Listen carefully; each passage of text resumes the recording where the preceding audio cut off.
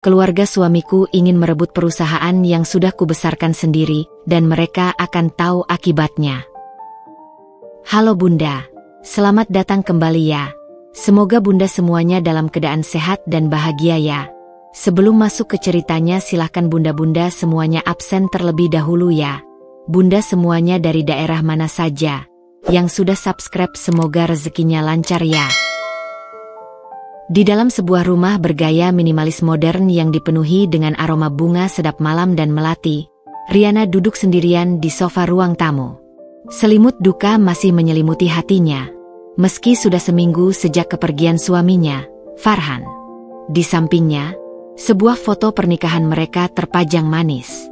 Riana mengusap lembut bingkai itu, seolah bisa merasakan Farhan masih di sana, tersenyum hangat seperti biasa. Air matanya sudah kering, tetapi jiwanya terasa hampa. Rumah ini, yang dulu penuh tawa dan canda, kini sunyi bagai kuburan. Hari itu, tahlilan hari ke-7 Farhan akan diadakan.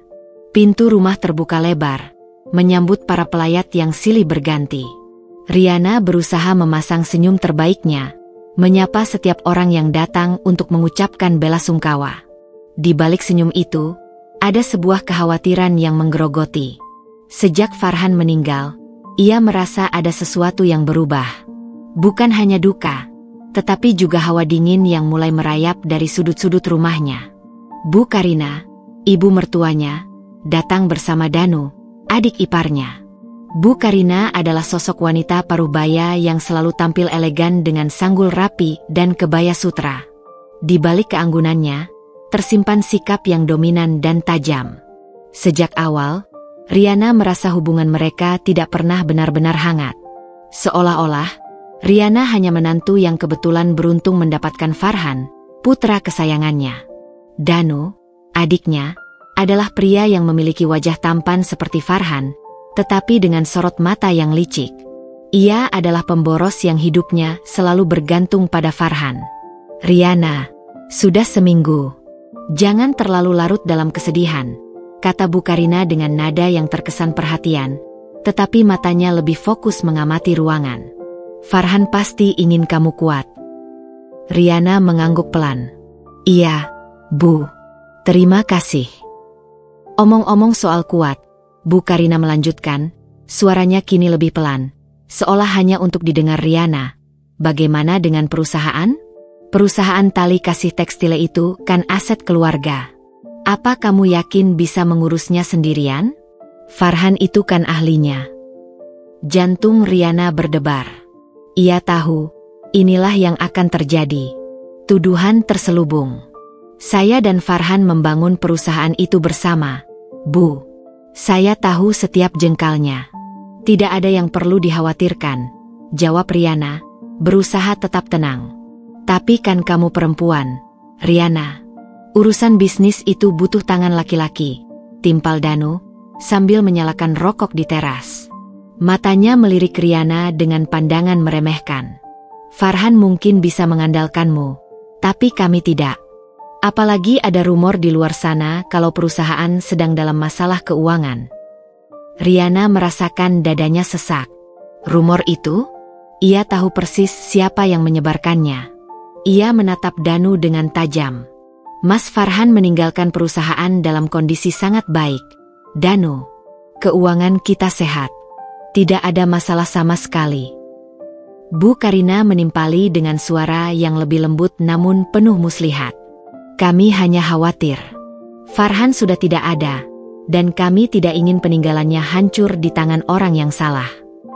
Kalimat, orang yang salah, itu terasa seperti cambuk di telinga Riana. Ia mencoba menahan emosi. Ia tahu, menghadapi mereka dengan emosi hanya akan membuat mereka lebih leluasa. Lebih baik serahkan saja ke Danu. Riana, dia kan adiknya Farhan. Darah daging kami. Bu Karina menekan. Dia pasti akan menjaganya dengan baik. Ibu, perusahaan ini sudah seperti anak saya dan Mas Farhan. Saya akan menjaganya, jawab Riana, suaranya bergetar. Ia menoleh ke arah foto Farhan, seolah mencari kekuatan. Saya akan teruskan mimpi kami. Saya tidak akan biarkan perusahaan ini jatuh. Percakapan itu terhenti saat para pelayat lain datang. Riana menyambut mereka, tetapi pikirannya terus berputar. Kata-kata Bu Karina dan Danu seperti pisau bermata dua, menusuk hatinya dan meracuni pikirannya. Ia tidak bisa melupakan tatapan penuh makna mereka, seolah-olah sudah merencanakan sesuatu. Malam itu, setelah para pelayat pulang, Riana tidak bisa tidur. Ia duduk di ruang kerja Farhan, di mana tumpukan berkas dan buku-buku masih tersusun rapi. Ia menemukan sebuah laptop tua yang jarang digunakan Farhan. Iseng-iseng, ia menyalakannya. Di dalam sana, ia menemukan sebuah folder tersembunyi dengan nama For My Sunsin. Riana tersentuh. Ia tahu, itu adalah nama panggilan kesayangan Farhan untuknya. Folder itu berisi dokumen-dokumen keuangan dan video-video. Salah satu video memiliki nama Wasiatku. Riana ingin membukanya, tetapi hatinya terasa berat. Ia belum siap mendengar suara Farhan lagi, apalagi wasiat. Ia meletakkan laptop itu kembali, memutuskan untuk melihatnya nanti, saat hatinya lebih kuat. Namun, ia tidak tahu bahwa di dalam laptop itu tersimpan rahasia besar yang akan menjadi kunci dari semua pertempuran yang akan datang. Keesokan harinya, Riana datang ke kantor. Udara di sana terasa berbeda. Ada bisik-bisik yang menyebar di antara karyawan. Riana mencoba mengabaikannya, tetapi ia bisa merasakan pandangan-pandangan curiga.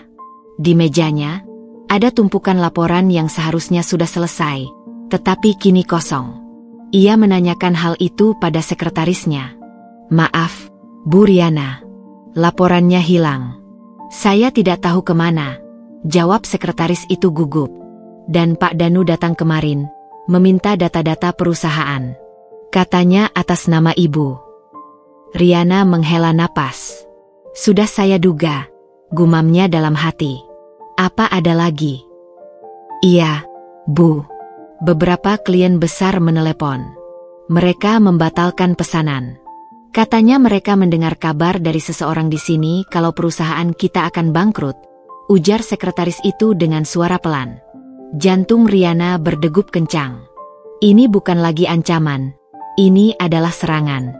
Mereka tidak membuang waktu. Riana tahu, ini adalah pekerjaan Danu. Ia harus bertindak. Riana segera memanggil Andi, kepala tim IT perusahaan. Andi adalah sahabat dekat Farhan dan orang yang sangat dipercaya.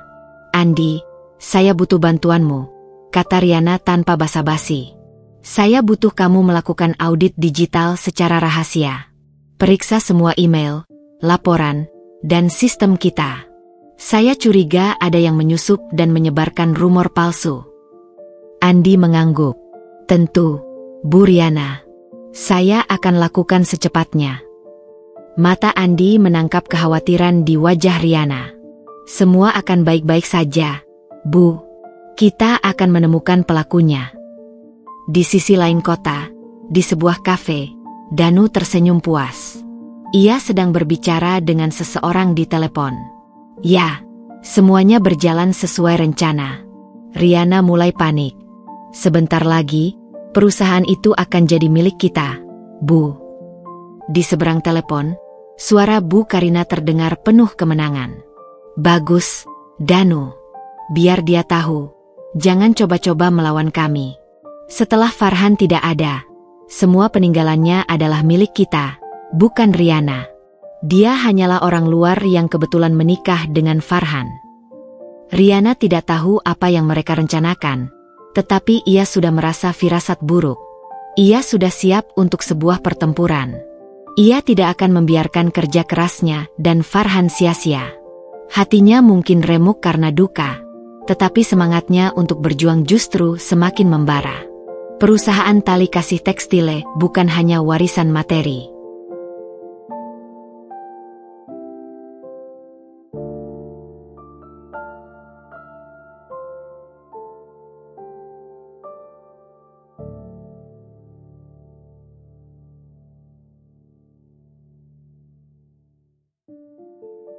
Tetapi juga kenangan dan impian yang mereka bangun bersama. Riana tidak akan menyerah. Riana pulang ke rumah, memandang foto Farhan sekali lagi. Ia teringat janji mereka di awal pernikahan. Apapun yang terjadi, kita akan selalu kuat bersama, kata Farhan saat itu. Kini, Farhan tidak ada. Tapi Riana akan membuktikan, ia akan kuat. Demi Farhan, demi dirinya, dan demi tali kasih tekstile. Badai telah datang, dan ia sudah siap untuk menghadapinya. Pagi yang seharusnya cerah terasa kelabu bagi Riana. Setelah percakapannya dengan sekretaris kemarin, ia tahu badai sudah dimulai. Keputusannya untuk meminta Andi melakukan audit digital terasa sangat tepat. Ia tidak bisa hanya diam dan membiarkan mereka menghancurkan segalanya. Di mejanya, segelas teh chamomile yang diseduh untuk menenangkan hati sudah dingin. Riana memandang keluar jendela, melihat pepohonan di halaman rumahnya bergoyang pelan. Begitulah perasaannya sekarang, goyah namun berusaha tetap teguh. Ketukan di pintu membuyarkan lamunannya. Seorang kurir datang, menyerahkan sebuah amplop coklat tebal dengan label firma hukum yang terkenal. Jantung Riana berdebar kencang saat membuka amplop itu. Isinya sebuah surat somasi. Isinya singkat namun sangat menusuk. Tuduhan bahwa Riana telah menyelewengkan dana perusahaan untuk kepentingan pribadi dan mengelola perusahaan dengan buruk, yang menyebabkan kerugian. Surat itu ditandatangani atas nama Bu Karina dan Danu. Tangan Riana gemetar. Mereka tidak main-main. Tak lama setelah itu, teleponnya berdering. Nama Bu Karina muncul di layar. Riana menghela napas panjang, berusaha menenangkan diri sebelum mengangkat panggilan itu. Riana, suara Bu Karina terdengar dingin dan tajam. Kamu sudah terima suratnya? Sudah, Bu. Suara Riana datar, berusaha menyembunyikan kekecewaannya. Mengapa harus lewat surat? Kita bisa membicarakannya baik-baik. Bicara apa lagi? Semuanya sudah jelas. Kamu tidak becus mengurus perusahaan peninggalan Farhan. Danu sudah mendengar langsung dari beberapa kolega Farhan bahwa perusahaan kita tidak sekuat dulu. Jawab Bu Karina dengan nada merendahkan. Kamu tahu, reputasi keluarga kami adalah segalanya. Kami tidak bisa membiarkan nama baik kami hancur karena kesalahanmu. Saya tidak melakukan apapun, Bu. Semua yang dituduhkan itu tidak benar, balas Riana. Perusahaan sedang dalam kondisi yang sangat baik. Omset kita naik 50% di kuartal ini. Terdengar tawa sinis dari ujung telepon. Jangan mengarang cerita. Danu sudah memeriksa laporan keuangan, dan semuanya menunjukkan kerugian. Kami punya bukti. Riana merasakan amarahnya naik ke ubun-ubun. Ia tahu itu bohong. Ia memeriksa laporan keuangan setiap hari. Itu laporan palsu, Bu. Saya punya laporan aslinya. Tidak ada yang palsu di sini. Kami hanya ingin mengamankan aset keluarga kami. Kami akan mengambil kembali perusahaan itu, tegas Bu Karina. Tolong jangan persulit keadaan. Serahkan saja. Ini untuk kebaikan kita semua. Percakapan itu berakhir tanpa ada kesepakatan. Riana meletakkan ponselnya, perasaan campur aduk. Duka karena kehilangan Farhan belum hilang. Kini ia harus menghadapi pertempuran dengan keluarganya sendiri. Ia merasakan betapa pedihnya pengkhianatan dari orang-orang terdekat. Ia merasa seperti berdiri di tengah gurun, sendirian dan tanpa perlindungan. Sementara badai pasir mulai menyerbu dari segala arah. Sore harinya, Andi datang ke rumah Riana dengan wajah tegang. Ia membawa sebuah flash disk. Bu Riana, ini hasilnya, kata Andi sambil menyerahkan flash disk itu. Saya menemukan sesuatu yang mencurigakan. Andi menjelaskan bahwa ia menemukan adanya akses ilegal ke dalam sistem perusahaan. Ada beberapa file yang dicuri dan dimodifikasi, terutama laporan keuangan. Ia juga menemukan jejak digital yang mengarah pada salah satu karyawan baru di bagian keuangan. Namanya Budi. Dia baru bekerja sekitar 2 bulan, jelas Andi. Jejak digitalnya mengarah ke sebuah alamat IP yang terdaftar atas nama Danu. Riana merasakan darahnya mendidih. Mereka benar-benar sejahat itu, bisiknya. Mereka memfitnahku dan bahkan menyusup ke dalam perusahaanku sendiri. Andi mengangguk. Ya, Bu. Mereka pasti sudah merencanakan ini sejak lama. Andi, jangan beritahu siapapun soal ini. Bahkan tidak ada orang di kantor. Kita akan bertindak secara diam-diam, kata Riana dengan nada mantap. Kita akan bagaimana, Bu? Tanya Andi. Kita akan membiarkan mereka merasa menang, jawab Riana. Senyum kecil terukir di bibirnya. Kita biarkan mereka melancarkan semua serangan mereka. Kita biarkan mereka merasa bahwa mereka berhasil menjebakku. Sementara itu, kita akan mengumpulkan semua bukti. Kita akan bermain dengan strategi mereka sendiri.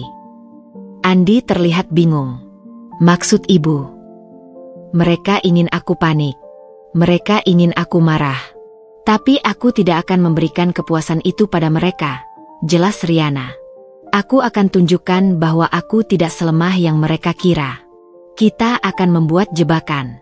Biarkan mereka terus mengumpulkan bukti palsu mereka.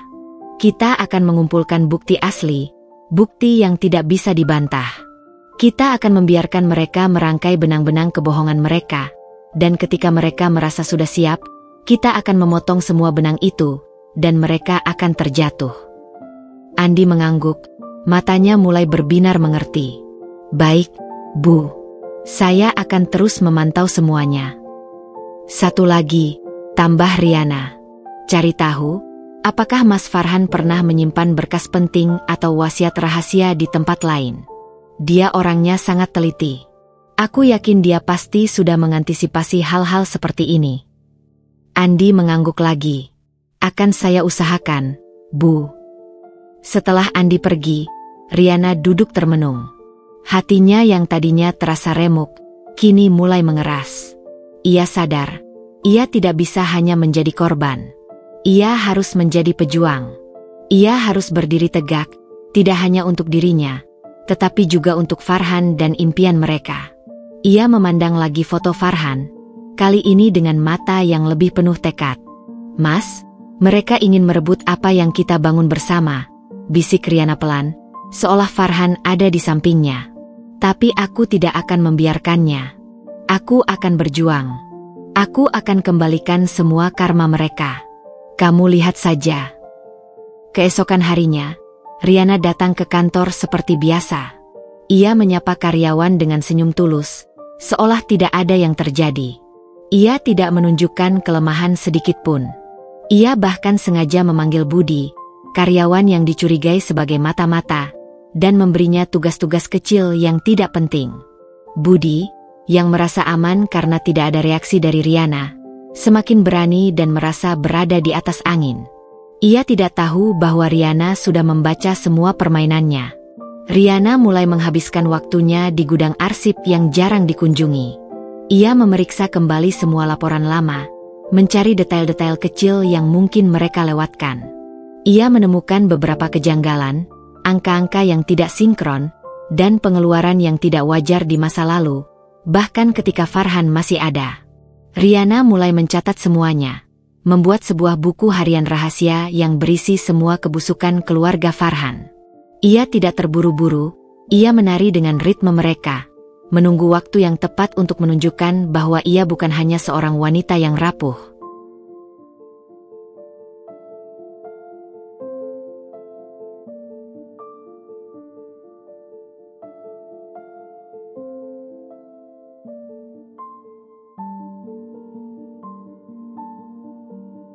Tetapi seorang badai yang sedang menunggu waktu untuk meletus.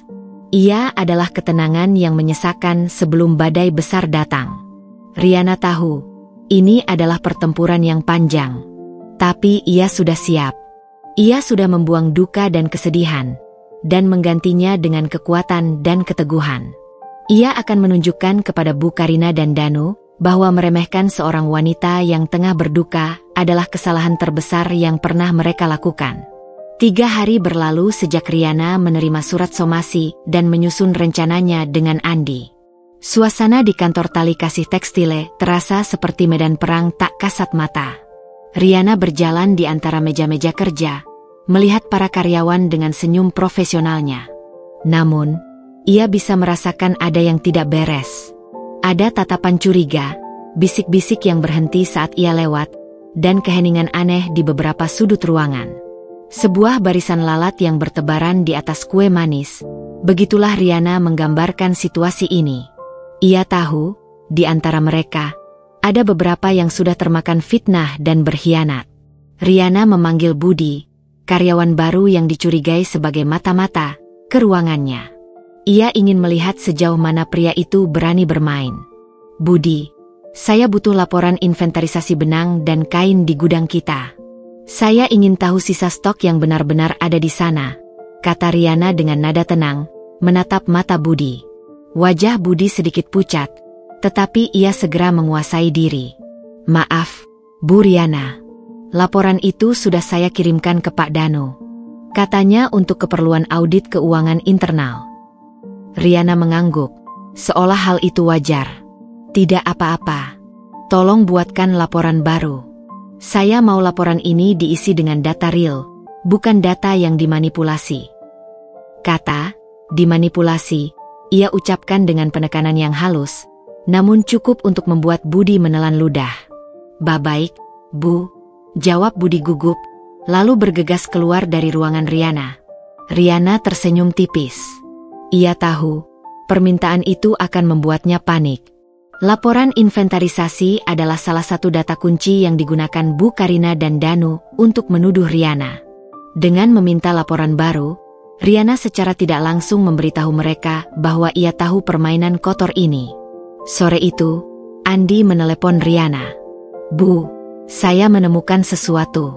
Ada beberapa file penting yang terenkripsi dan tidak bisa dibuka. Jenis file apa? Tanya Riana. Kontrak dengan klien-klien besar yang baru kita dapatkan. Kontrak itu hilang dari server utama kita. Lalu, saya menemukan beberapa email yang dihapus dari akun Bu Riana.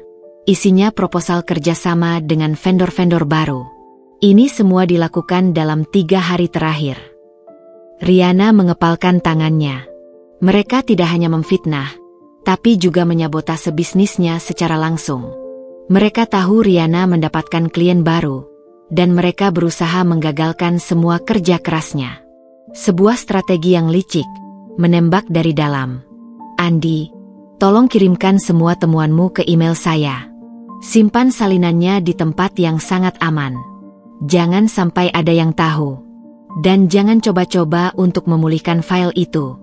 Biarkan mereka merasa berhasil, perintah Riana. Malam harinya, Riana tidak bisa tidur.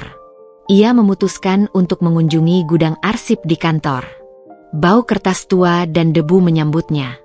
Ia menyalakan senter di ponselnya, dan mulai mencari-cari. Ia tidak mencari data yang hilang, tetapi ia mencari jejak-jejak yang mungkin ditinggalkan Farhan. Ia percaya, Farhan adalah orang yang sangat teliti. Dia pasti sudah punya rencana cadangan. Saat ia sedang menggeledah sebuah kotak, ia menemukan sebuah buku harian kecil dengan sampul kulit. Itu adalah buku harian Farhan. Riana membukanya dengan tangan bergetar. Halaman-halaman itu berisi catatan tentang perusahaan, impian mereka, dan juga kekhawatiran Farhan tentang keluarganya. 20 Mei 2024. Hari ini Ibu dan Danu datang ke kantor. Mereka lagi-lagi menanyakan soal keuangan perusahaan. Aku sudah mencoba menjelaskan, tetapi mereka tidak mengerti. Mereka hanya melihat angka, bukan proses. Aku khawatir, Riana. Jika suatu saat aku tidak ada, mereka akan berusaha merebut perusahaan ini darimu. Mereka pikir perusahaan ini hanya milik mereka, padahal kita membangunnya dari nol. 2 Juni 2024. Aku sudah menghubungi notaris kepercayaanku. Aku sudah membuat wasiat baru. Aku akan memastikan tali kasih tekstile sepenuhnya milik Riana. Aku akan simpan video rekaman ini sebagai bukti. Mereka harus tahu bahwa kebusukan tidak akan pernah menang. Air mata Riana jatuh membasahi halaman buku itu. Hatinya terasa perih, tetapi juga penuh kelegaan. Farhan tidak meninggalkannya sendirian. Ia sudah menyiapkan semua ini. Ia adalah pahlawan tanpa tanda jasa. Ponsel Riana berdering. Bu Karina. Ia menelepon di tengah malam. Riana, kamu sudah pikirkan soal perusahaan? Suara Bu Karina terdengar lelah. Saya sudah memikirkannya, Bu, jawab Riana. Tapi saya tidak akan melepaskan tali kasih tekstile. Sampai kapan kamu akan keras kepala? Kami sudah punya bukti-bukti kuat. Kamu tahu, klien-klienmu sudah mulai membatalkan pesanan. Semua ini karena ulahmu. Riana menggigit bibir. Ia tahu itu adalah kebohongan. Klien saya tidak membatalkan pesanan. Mereka hanya menunda. Semua ini karena rumor yang kalian sebarkan, bukan karena kinerja perusahaan. Terserah apa katamu. Tapi kamu harus tahu, kami akan membuat hidupmu sulit. Kami akan memastikan kamu tidak bisa lagi menjalankan perusahaan itu. Saya rasa Ibu dan Danu yang harusnya khawatir, jawab Riana dengan suara yang penuh makna. Saya sudah tahu semua permainan kalian. Saya tidak akan tinggal diam. Saya akan kembalikan semua karma kalian. Percakapan itu berakhir dengan keheningan. Riana tahu, ini bukan gertakan. Ini adalah sebuah janji. Keesokan harinya, Riana datang ke kantor dengan langkah ringan. Ia memanggil Budi ke ruangannya. Budi, saya tahu kamu bekerja untuk Danu dan Bu Karina. Riana berkata, membuat Budi terdiam kaget. Saya tahu kamu yang mencuri laporan dan memfitnah saya. Saya punya buktinya. Wajah Budi pucat pasi. Ia mencoba menyangkal, tetapi matanya mengkhianati dirinya. Jangan bohong, kata Riana dengan nada dingin. Saya bisa saja memecatmu sekarang dan melaporkanmu ke polisi. Tapi saya tidak akan melakukannya. Budi menatapnya dengan tatapan penuh kebingungan. Saya akan berikan kamu kesempatan, lanjut Riana. Kamu akan tetap bekerja di sini. Tapi kamu akan bekerja untuk saya. Beritahu saya semua yang mereka rencanakan. Semua yang mereka minta kamu lakukan. Jika tidak, saya akan serahkan semua bukti ini ke polisi. Budi terdiam. Ia tahu, Riana tidak main-main. Ia telah terjebak di tengah-tengah dua kubu. Baik, Bu. Saya akan beritahu semuanya. Riana tersenyum, senyum penuh kemenangan. Ia tidak hanya membiarkan mereka merasa menang, ia sudah berhasil memasukkan mata-mata di dalam benteng musuh. Ia tidak hanya bertahan, ia sudah mulai menyerang. Ia menghubungi Andi. Andi, kita punya mata-mata di dalam. Aku akan ceritakan semuanya nanti. Sekarang, fokus pada satu hal. Cari tahu di mana notaris kepercayaan Farhan berada. Kita harus menemukan wasiat rahasia itu.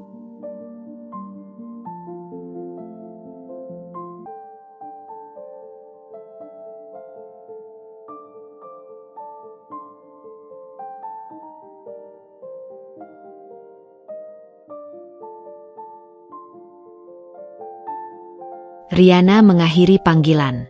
Ia memandang langit-langit ruangannya. Hatinya penuh dengan keyakinan. Ia akan membiarkan mereka melancarkan serangan mereka. Ia akan membiarkan mereka merasa bahwa mereka ada di atas angin. Ia akan membiarkan mereka menggali kuburan mereka sendiri. Karena ia sudah memegang sekopnya.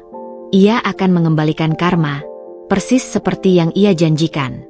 Budi, si mata-mata yang baru direkrut secara paksa, tampak gelisah. Ia mengikuti Riana seperti bayangan, tetapi matanya terus melirik ke segala arah, seolah takut ada yang melihatnya. Riana sengaja mengajaknya berkeliling pabrik, meninjau proses produksi, dan berinteraksi dengan para pekerja. Ia ingin menunjukkan pada Budi bahwa ia adalah pemimpin sejati, bukan hanya sekadar nama di atas kertas. Bagaimana, Budi? Semuanya berjalan lancar, kan? Tanya Riana, suaranya tenang. Ia berhenti di dekat mesin tenun yang beroperasi dengan ritme konstan. Lihat, para pekerja kita sangat ahli. Mereka adalah tulang punggung perusahaan ini. Budi mengangguk canggung. Iya, Bu. Mereka sangat profesional. Dan tahu tidak, lanjut Riana, saya sudah tahu bahwa kamu sering memberikan laporan palsu kepada Pak Danu. Dan saya juga tahu bahwa Pak Danu sering mengirimi kamu instruksi lewat chat di aplikasi rahasia. Wajah Budi langsung memucat. Bu Riana, saya tidak perlu menyangkal, potong Riana. Saya tidak akan membahasnya lagi. Yang penting sekarang adalah kamu harus jujur padaku. Apa yang mereka rencanakan selanjutnya? Budi menunduk, akhirnya menyerah. Mereka akan mengadakan pertemuan dengan beberapa investor dan pemasok, Bu. Mereka ingin meyakinkan mereka bahwa ibu tidak mampu mengelola perusahaan, dan akan meminta mereka untuk mengalihkan dukungan mereka ke tali kasih tekstil yang baru, yang rencananya akan mereka dirikan sendiri. Mata Riana melebar. Jadi, ini bukan hanya soal mengambil alih, tetapi juga menghancurkan tali kasih tekstil dari luar. Sebuah taktik perang yang sangat kejam. Kapan pertemuan itu? Tanya Riana. Besok sore, di sebuah hotel di pusat kota. Jawab Budi pelan. Mereka bahkan sudah menyiapkan presentasi yang penuh dengan data palsu tentang kerugian perusahaan. Terima kasih, Budi. Kamu bisa kembali ke mejamu sekarang, kata Riana. Ingat, jangan pernah mengkhianatiku lagi. Sekali saja kamu berkhianat, aku tidak akan segan-segan untuk menyeretmu ke penjara. Setelah Budi pergi, Riana langsung menghubungi Andi. Andi, kita harus bergerak cepat. Besok sore, ada pertemuan antara Danu, Bu Karina, dan para investor. Kita harus menyusup ke sana. Bagaimana caranya, Bu? Kita tidak punya undangan, tanya Andi. Gunakan jaringan yang kamu punya, jawab Riana. Cari tahu siapa yang bisa menyusup ke sana. Kita tidak akan melakukan konfrontasi. Kita hanya akan merekam semuanya. Kita harus punya bukti kuat. Andi mengangguk. Siap, Bu. Saya akan segera mencari tahu. Keesokan harinya, Riana tidak datang ke kantor. Ia sengaja membuat Danu dan Bu Karina merasa di atas angin, seolah ia sudah menyerah. Ia menghabiskan waktunya dengan mengamati semua data yang dikumpulkan Andi dan Budi. Ia mempelajari setiap detail, mencari setiap celah dalam kebohongan mereka. Riana merasa seperti seorang jenderal yang sedang merancang strategi perang, mengamati peta musuh dengan seksama. Sore harinya, Riana berada di dalam mobil, diantar oleh supir ke hotel tempat pertemuan itu diadakan. Ia tidak masuk ke dalam, tetapi ia menunggu di lobi. Ia melihat satu persatu tamu undangan yang datang. Beberapa dari mereka adalah orang-orang yang dulu sangat menghormati Farhan. Melihat mereka kini tertipu oleh kata-kata manis Danu, membuat hati Riana terasa perih. Tiba-tiba, Andi menelepon. Bu Riana, saya di dalam. Saya berhasil menyuap salah satu petugas hotel untuk membiarkan saya berada di ruang storage di belakang ruang pertemuan. Saya sudah pasang alat rekam suara. Bagus, bisik Riana. Pastikan rekamannya jelas. Jangan sampai ada yang mencurigai. Siap, Bu. Tapi saya punya kabar buruk, kata Andi. Saya tidak bisa merekam video. Ruangan ini tidak punya celah. Riana berpikir sejenak. Tidak apa-apa. Rekaman suara saja sudah cukup. Tapi, aku punya ide. Ia menyuruh supirnya menunggu.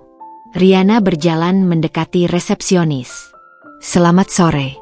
Saya ingin menanyakan apakah ada salah satu tamu yang meninggalkan buku atau dokumen di sini? Suami saya, Farhan, sering mengadakan pertemuan di hotel ini, kata Riana dengan nada sedih. Resepsionis itu tersenyum simpatik. Mohon maaf, Bu. Kami tidak menemukan apapun. Riana menghela napas.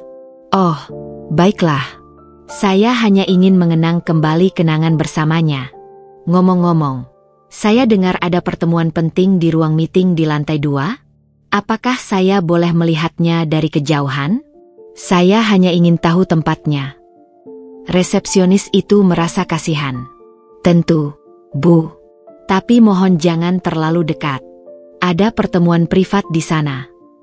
Riana tersenyum, mengangguk. Ia berjalan ke arah lift. Di dalam lift, ia memutar otak. Ia tidak mungkin masuk ke ruang pertemuan. ia harus punya cara lain. Saat pintu lift terbuka, ia melihat sebuah meja besar yang dipenuhi bunga-bunga. Sebuah ide cemerlang muncul di benaknya. "Maaf, apakah bunga ini untuk acara pertemuan di sana?" tanya Riana kepada petugas hotel yang sedang membawa bunga. "Iya, Bu. Bunga ini untuk dekorasi meja di ruang pertemuan," jawab petugas itu. "Bagus," kata Riana. "Saya akan bantu membawanya." Petugas itu tampak bingung, tetapi tidak berani menolak. Riana membawa vas bunga yang cukup besar dan berjalan perlahan menuju ruang pertemuan. Ia sengaja memperlambat langkahnya, dan ia sengaja menjatuhkan salah satu vas bunga di depan pintu ruangan. "Maaf, saya sangat ceroboh," kata Riana dengan nada panik. Semua perhatian di dalam ruangan langsung teralihkan. Danu dan Bu Karina, yang sedang presentasi, terkejut melihat Riana. "Riana, apa yang kamu lakukan di sini?" tanya Bu Karina dengan nada kesal. "Maaf, Bu. Saya tidak sengaja menjatuhkan bunga," jawab Riana dengan wajah pura-pura panik. "Saya hanya ingin melihat di mana pertemuan itu diadakan." Sudah. Pergi dari sini," bisik Danu. Riana hanya tersenyum tipis. Ia berhasil membuat kekacauan kecil dan mengalihkan perhatian mereka. Sementara itu, ia tahu Andi sedang merekam semua yang terjadi di dalam ruangan itu. Riana bergegas pergi, meninggalkan kesan bahwa ia adalah wanita yang ceroboh dan rapuh. Di mobil, Riana menerima telepon dari Andi. "Bu, rekaman suara sudah berhasil. Mereka mengakui semua rencana busuk mereka. Mereka bahkan menertawakan bagaimana mereka berhasil menipu para investor." Riana mengepalkan tangannya. "Bagus. Sekarang, kirimkan rekaman itu ke saya. Jangan hapus salinannya. Saya akan buat rekaman ini menjadi bom waktu bagi mereka." Ia memandang keluar jendela, melihat gedung-gedung tinggi di depannya. Di balik semua keindahan kota ini, ia tahu ada banyak pengkhianatan dan kebusukan. Tapi ia tidak akan gentar. Ia telah mengumpulkan bukti, dan ia akan menggunakannya untuk melawan. Ia akan membiarkan mereka merangkai kebohongan, sementara ia mempersiapkan jaringnya. Ia tidak lagi hanya seorang wanita yang berduka, ia adalah pemburu yang siap menerkam.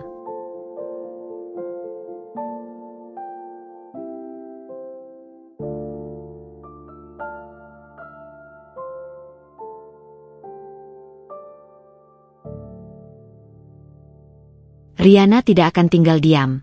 Ia akan mengembalikan karma, satu persatu. Riana duduk di ruang kerjanya, mendengarkan rekaman percakapan di hotel berulang kali. Setiap tawa sinis Danu dan setiap kata meremehkan dari Bu Karina bagai duri yang menusuk hatinya, namun juga memompa semangatnya. Mereka begitu yakin akan kemenangan mereka. Mereka mengira Riana adalah wanita bodoh yang bisa dengan mudah ditipu. Riana tersenyum pahit. Mereka akan terkejut saat tahu bahwa mereka sedang memainkan catur dengan ratu yang sudah tahu semua langkah mereka. Terdengar ketukan di pintu, dan Andi masuk. "Bu Riana, saya sudah menemukan notaris yang biasa mengurus urusan Farhan," katanya. "Namanya Pak Setio. Kantornya di daerah Kota Tua." "Bagus," jawab Riana. "Tapi jangan terburu-buru. Kita tidak bisa menemuinya sekarang. Mereka pasti sudah mengawasi kita." "Lalu, apa yang harus kita lakukan?" tanya Andi. "Kita akan membuat mereka sibuk," jawab Riana, matanya penuh siasat. "Mereka ingin menghancurkan tali kasih tekstile dari luar. Aku akan membuatnya tak terhancurkan. Aku akan mengembangkan bisnis kita hingga ke titik di mana mereka tidak bisa menyentuhnya." Andi mengerutkan kening. "Maksud ibu?" "Kita akan berekspansi," kata Riana. "Budi sudah memberikan info tentang vendor dan investor yang mereka pengaruhi. Kita tidak akan bergantung pada mereka lagi. Kita akan mencari pasar baru, klien baru, dan vendor baru. Kita akan mencari orang-orang yang melihat potensi dalam diri kita, bukan hanya orang-orang yang dekat dengan keluarga Farhan." Riana mengeluarkan sebuah daftar nama yang ia buat. Itu adalah daftar desainer muda yang sedang naik daun. para pebisnis tekstil dari luar negeri, dan pengusaha garmen dari kota lain. Ia sudah meneliti mereka semua.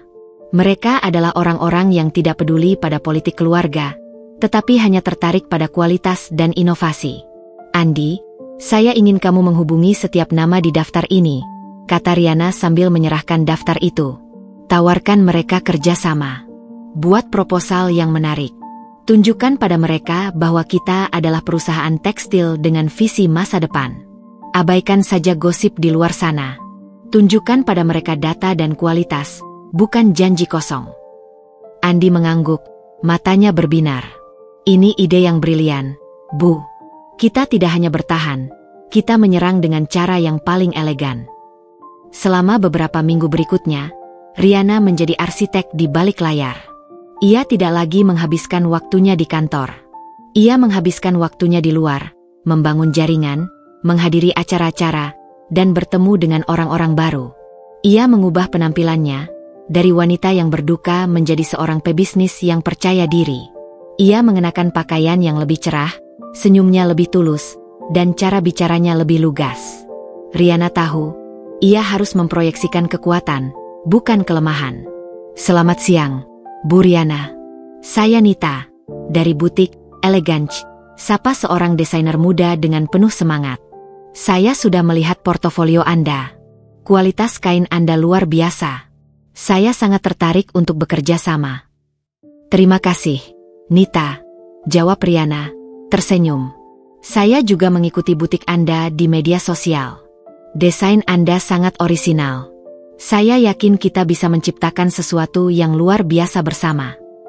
Riana menghabiskan hari-harinya seperti itu. Ia bergerak cepat, melakukan pertemuan demi pertemuan, dan berhasil mendapatkan beberapa kontrak besar.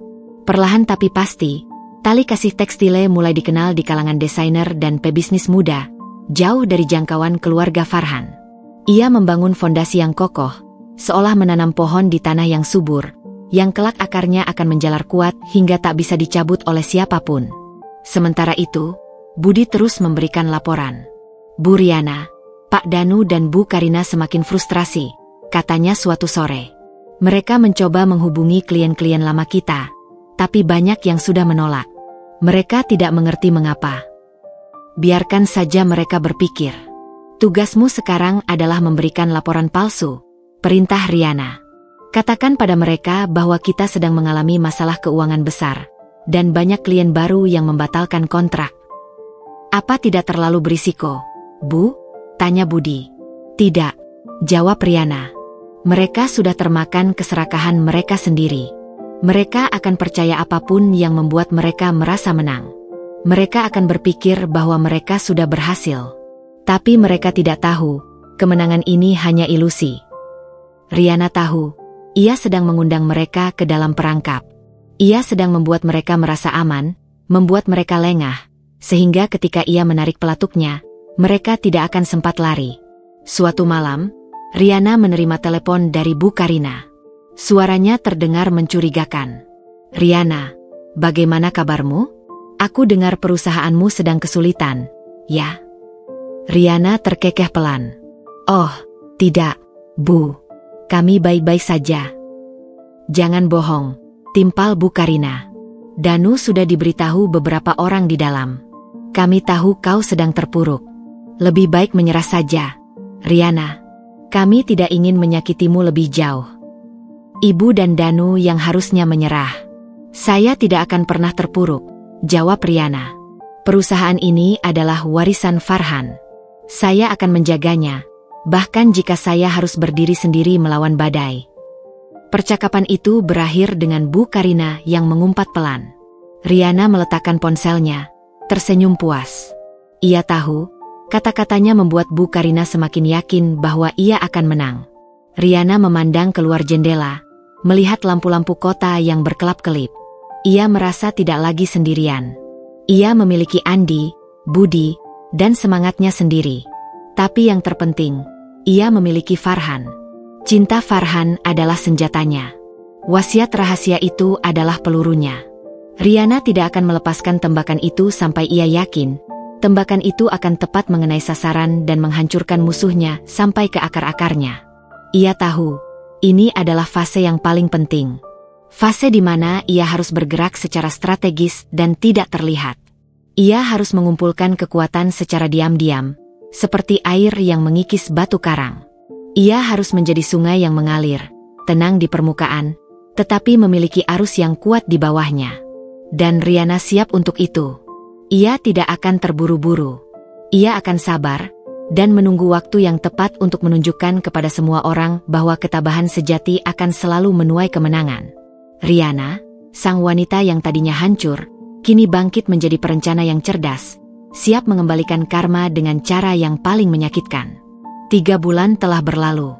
Selama itu, Rihanna berhasil mengubah wajah tali kasih tekstile secara perlahan. Perusahaan yang tadinya diselimuti awan duka dan rumor kebangkrutan, kini bersinar terang. Kontrak-kontrak baru dari desainer-desainer muda, ekspansi pasar ke luar negeri, dan inovasi pada produk-produk baru membuat omset perusahaan melonjak 10 kali lipat. Di mata publik dan para pebisnis, tali kasih tekstile bukan lagi perusahaan yang goyah, melainkan raksasa baru yang sedang bangkit dari tidur.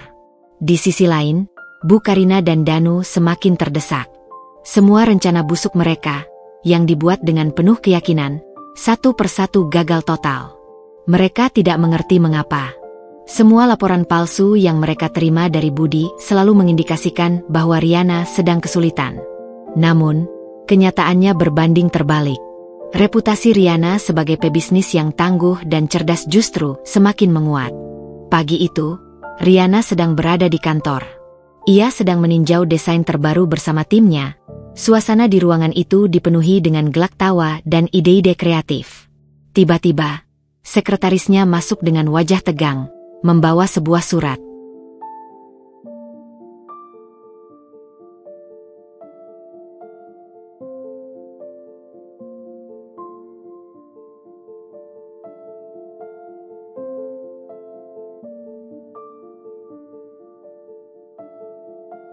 Bu Rihanna, ini dari pengadilan, katanya, suaranya bergetar. Rihanna menghela napas, ia sudah menduga ini akan terjadi. Ia mengambil surat itu dan membacanya. Isinya adalah surat gugatan hukum dari Bu Karina dan Danu, yang menuntut kepemilikan penuh tali kasih tekstile.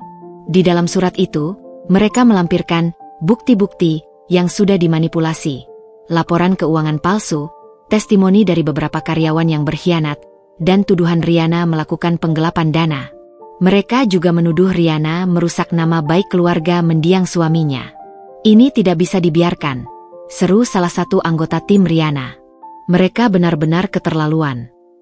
Sudah kuduga, kata Rihanna dengan nada tenang. Mereka sudah tidak punya cara lain. Mereka pikir ini adalah kartu terakhir mereka.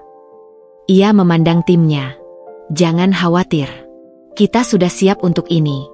Mereka yang menggali lubang, dan kita akan membiarkan mereka jatuh ke dalamnya. Kabar gugatan itu menyebar seperti api. Para jurnalis berkerumun di depan kantor Rihanna, mencoba mendapatkan komentar. Bu Karina dan Danu, yang merasa di atas angin, justru mengadakan konferensi pers. Mereka berbicara di hadapan publik, menumpahkan semua kebohongan mereka. Sebagai ibu kandung Farhan, saya tidak bisa tinggal diam. Perusahaan tali kasih tekstile dibangun dengan keringat putra saya, kata Bu Karina di depan kamera, dengan air mata palsu yang sudah disiapkan. Tapi, setelah Farhan meninggal, menantu saya, Rihanna, justru menyelewengkan dana dan membuat perusahaan ini hampir bangkrut. Kami harus mengambil alih demi menjaga warisan putra saya. Danu menimpali. Kami sudah mencoba bicara baik-baik. Tapi Rihanna menolak. Dia keras kepala. Kami tidak punya pilihan lain selain membawanya ke jalur hukum. Ini demi kebaikan bersama. Rihanna melihat semua itu dari layar televisi. Ia tidak marah, ia hanya merasa iba. Mereka begitu putus asa hingga harus berbohong di depan umum. Rihanna tahu, ini adalah sebuah perang, dan ia harus menunjukkan kekuatannya. Teleponnya berdering. Itu Andi. Bu Rihanna, mereka gila. Mereka benar-benar menuduh kita. Biarkan saja, Andi, jawab Rihanna. Mereka hanya bisa berkoar-koar. Kita yang punya bukti. Bagaimana dengan para investor dan klien kita? Bu, apa mereka tidak khawatir? Tanya Andi. Mereka sudah tahu siapa kita, Andi. Mereka tahu siapa yang tulus dan siapa yang hanya ingin mengambil keuntungan.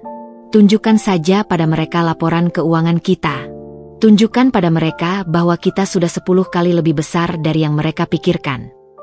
Beberapa hari kemudian, Riana mengadakan konferensi pers tandingan. Ia tidak banyak bicara, ia hanya tersenyum. Ia tampil di hadapan publik dengan sangat elegan, mengenakan salah satu produk tekstil terbaik dari perusahaannya. Riana terlihat penuh percaya diri.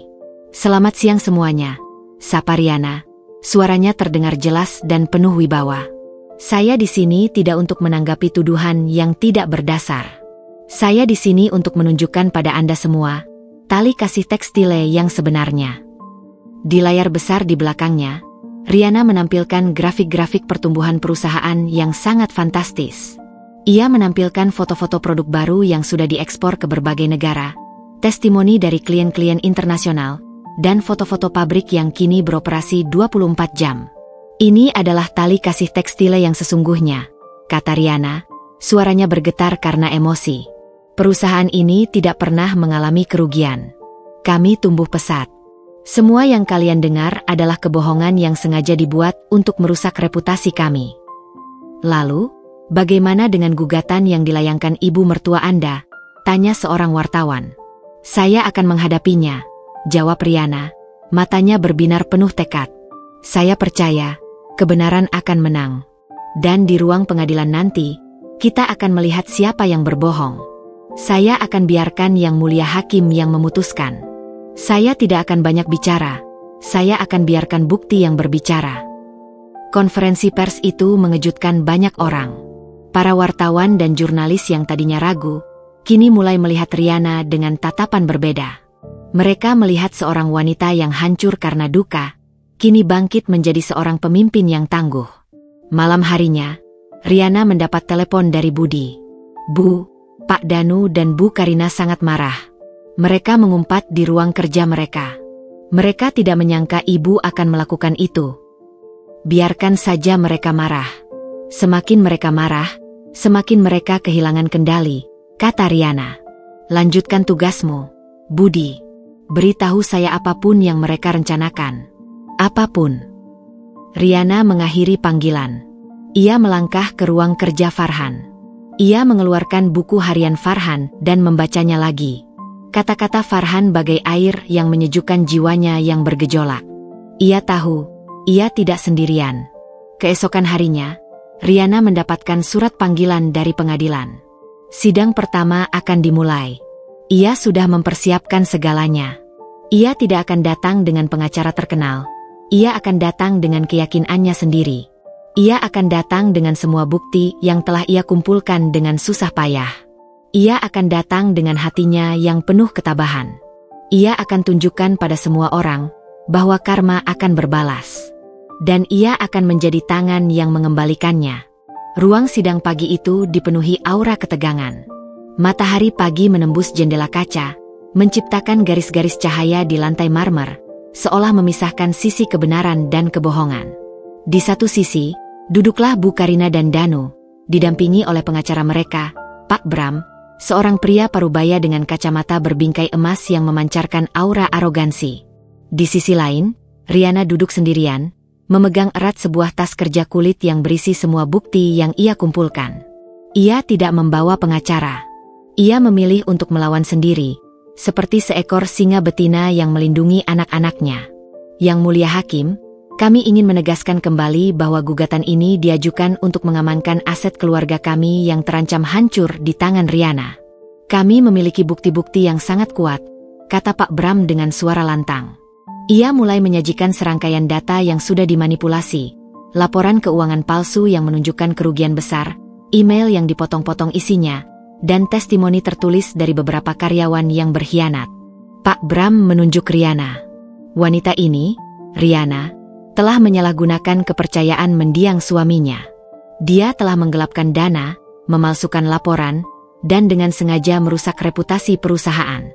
Kami menuntut agar kepemilikan penuh tali kasih tekstile diserahkan kepada klien kami, Bu Karina dan Danu, sebagai ahli waris sah Farhan. Bu Karina mengangguk, menyunggingkan senyum kemenangan. Danu melirik Riana dengan pandangan meremehkan. Mereka merasa yakin, semua bukti palsu itu sudah cukup untuk menjatuhkan Riana. Riana hanya diam, wajahnya tenang seperti danau yang tak beriak. Namun di dalam hatinya, ia sedang mempersiapkan pertempuran. Hakim, seorang wanita parubaya dengan wajah yang bijaksana, menatap Riana. Saudari Riana, apakah Anda ingin menyampaikan pembelaan? Riana berdiri, melangkah maju ke tengah ruangan. Ia tidak terlihat gentar. Yang mulia, saya tidak memiliki pengacara hari ini. Saya akan membela diri sendiri. Saya percaya, kebenaran tidak membutuhkan pengacara, Yang mulia. Ia hanya butuh kesempatan untuk bersuara. Sontak, seluruh ruangan berbisik. Pak Bram tersenyum sinis. Pembelaan diri? Ini bukan drama televisi, Yang mulia. Dia hanya mencoba mencari simpati. Saya hanya meminta kesempatan, kata Riana dengan tegas, menatap hakim.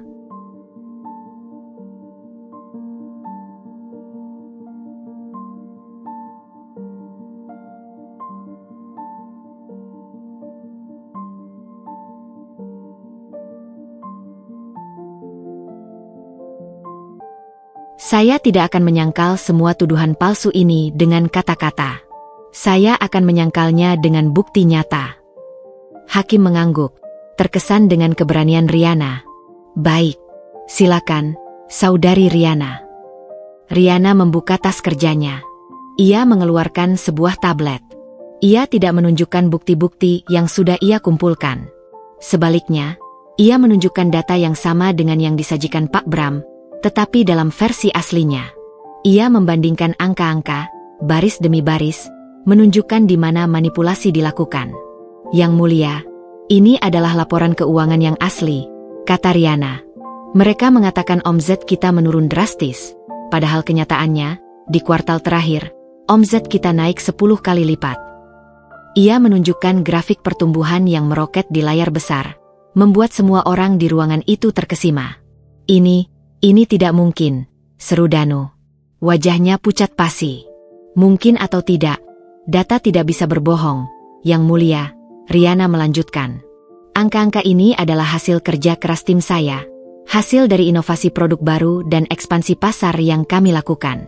Dan saya juga punya bukti bahwa semua tuduhan mereka tentang penggelapan dana tidak berdasar. Tunggu dulu, potong Pak Bram. Ini laporan yang sudah direkayasa. Dia hanya mencoba memutarbalikkan fakta. Riana menatap Pak Bram dengan senyum sinis. Rekayasa? Mengapa saya harus merekayasa laporan untuk membuktikan kesuksesan? Saya tidak perlu membuktikan apa-apa, Pak. Angka-angka ini sudah berbicara. Hakim menoleh ke Pak Bram. Apakah Anda memiliki bukti lain selain laporan ini? Pak Bram terdiam. Ia hanya punya laporan palsu yang dibuat kliennya. Ia tidak menyangka Riana akan datang dengan data asli yang begitu detail. Riana mengambil nafas dalam-dalam. Yang mulia, saya masih ingin meminta satu hal. Saya tidak ingin melanjutkan persidangan ini hanya dengan data dan angka. Saya ingin membuktikan bahwa perusahaan ini tidak pernah dan tidak akan pernah hancur. Saya ingin Yang mulia dan semua orang di sini melihat betapa besarnya perusahaan yang sudah saya bangun. Saya meminta agar persidangan ditunda dan Yang mulia memberikan saya waktu untuk membuktikannya. Membuktikan apa lagi? Pak Bram memotong dengan sinis. Tidak ada lagi yang bisa Anda buktikan. Semua sudah jelas. Riana menatap hakim dengan tatapan penuh permohonan. Saya ingin menunjukkan bahwa bisnis ini sudah jauh dari jangkauan mereka, Yang mulia. Saya ingin menunjukkan bahwa Farhan tidak pernah meninggalkan saya sendirian, dan bahwa ia sudah mengantisipasi semua ini.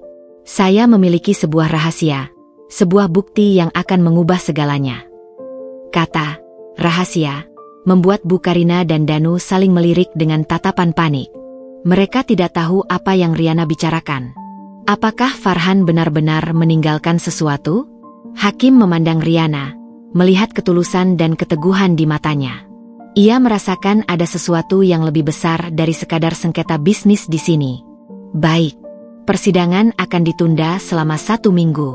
Saudari Riana, Saya akan memberikan Anda kesempatan untuk membuktikan apapun yang ingin Anda buktikan.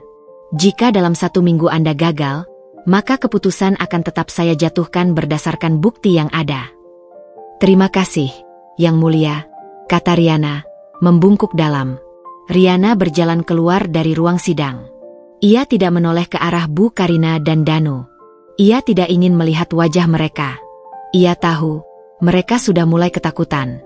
Mereka merasa di atas angin, tapi Riana sudah menyiram mereka dengan air dingin.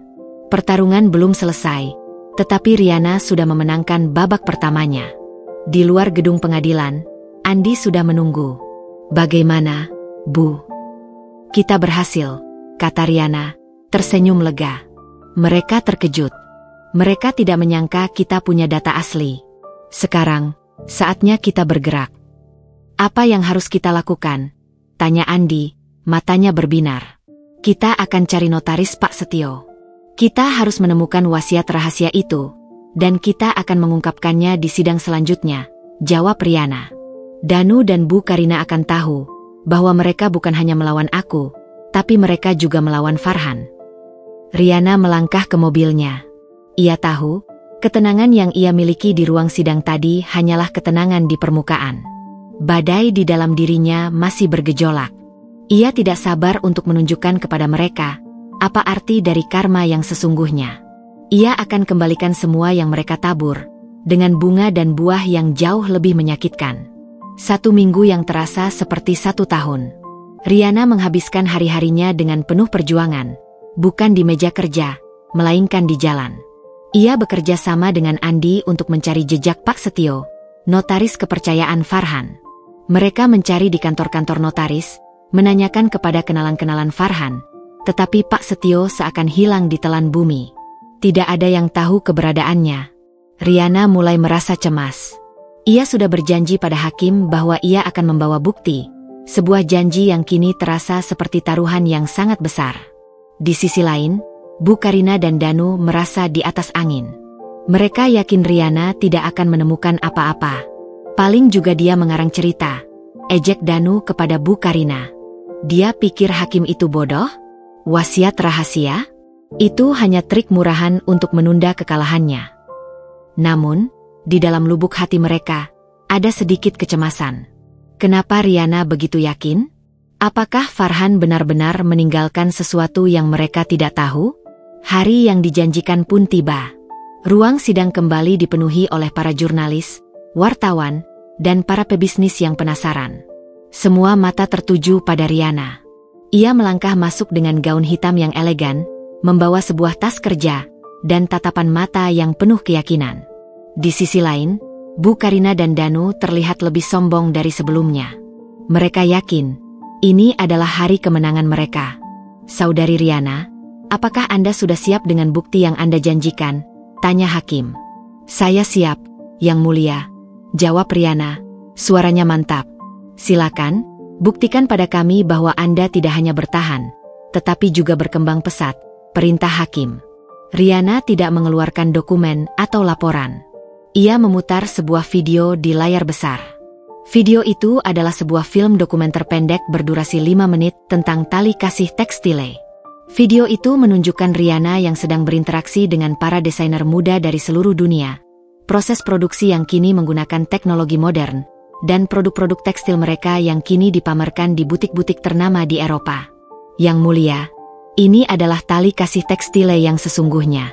Selama 6 bulan terakhir, kami telah berhasil menjalin kerjasama dengan lebih dari 20 desainer internasional, membuka pasar baru di Eropa dan Asia, dan meningkatkan omzet kami hingga 10 kali lipat, jelas Riana, suaranya penuh kebanggaan. Perusahaan ini tidak pernah mengalami kerugian. Kami tidak pernah bangkrut. Kami justru sedang mencapai puncak kejayaan. Seluruh ruangan terkesima. Pak Bram, Bu Karina, dan Danu terdiam kaku. Mereka tidak menyangka Riana akan datang dengan bukti yang begitu kuat. Danu yang tadinya menyeringai, kini mulutnya ternganga. Bu Karina menggenggam erat tasnya, tatapan matanya penuh dengan kemarahan dan kecemburuan. Hakim menatap Riana, terkesan. Luar biasa, Saudari Riana. Namun, laporan ini bisa saja direkayasa, bukan? Bukti digital bisa saja dimanipulasi. Riana tersenyum tipis. Yang Mulia, saya setuju. Bukti digital bisa dimanipulasi. Tapi bagaimana dengan bukti fisik? Riana mengeluarkan sebuah berkas. Ini adalah salinan kontrak-kontrak yang sudah ditandatangani oleh klien-klien kami.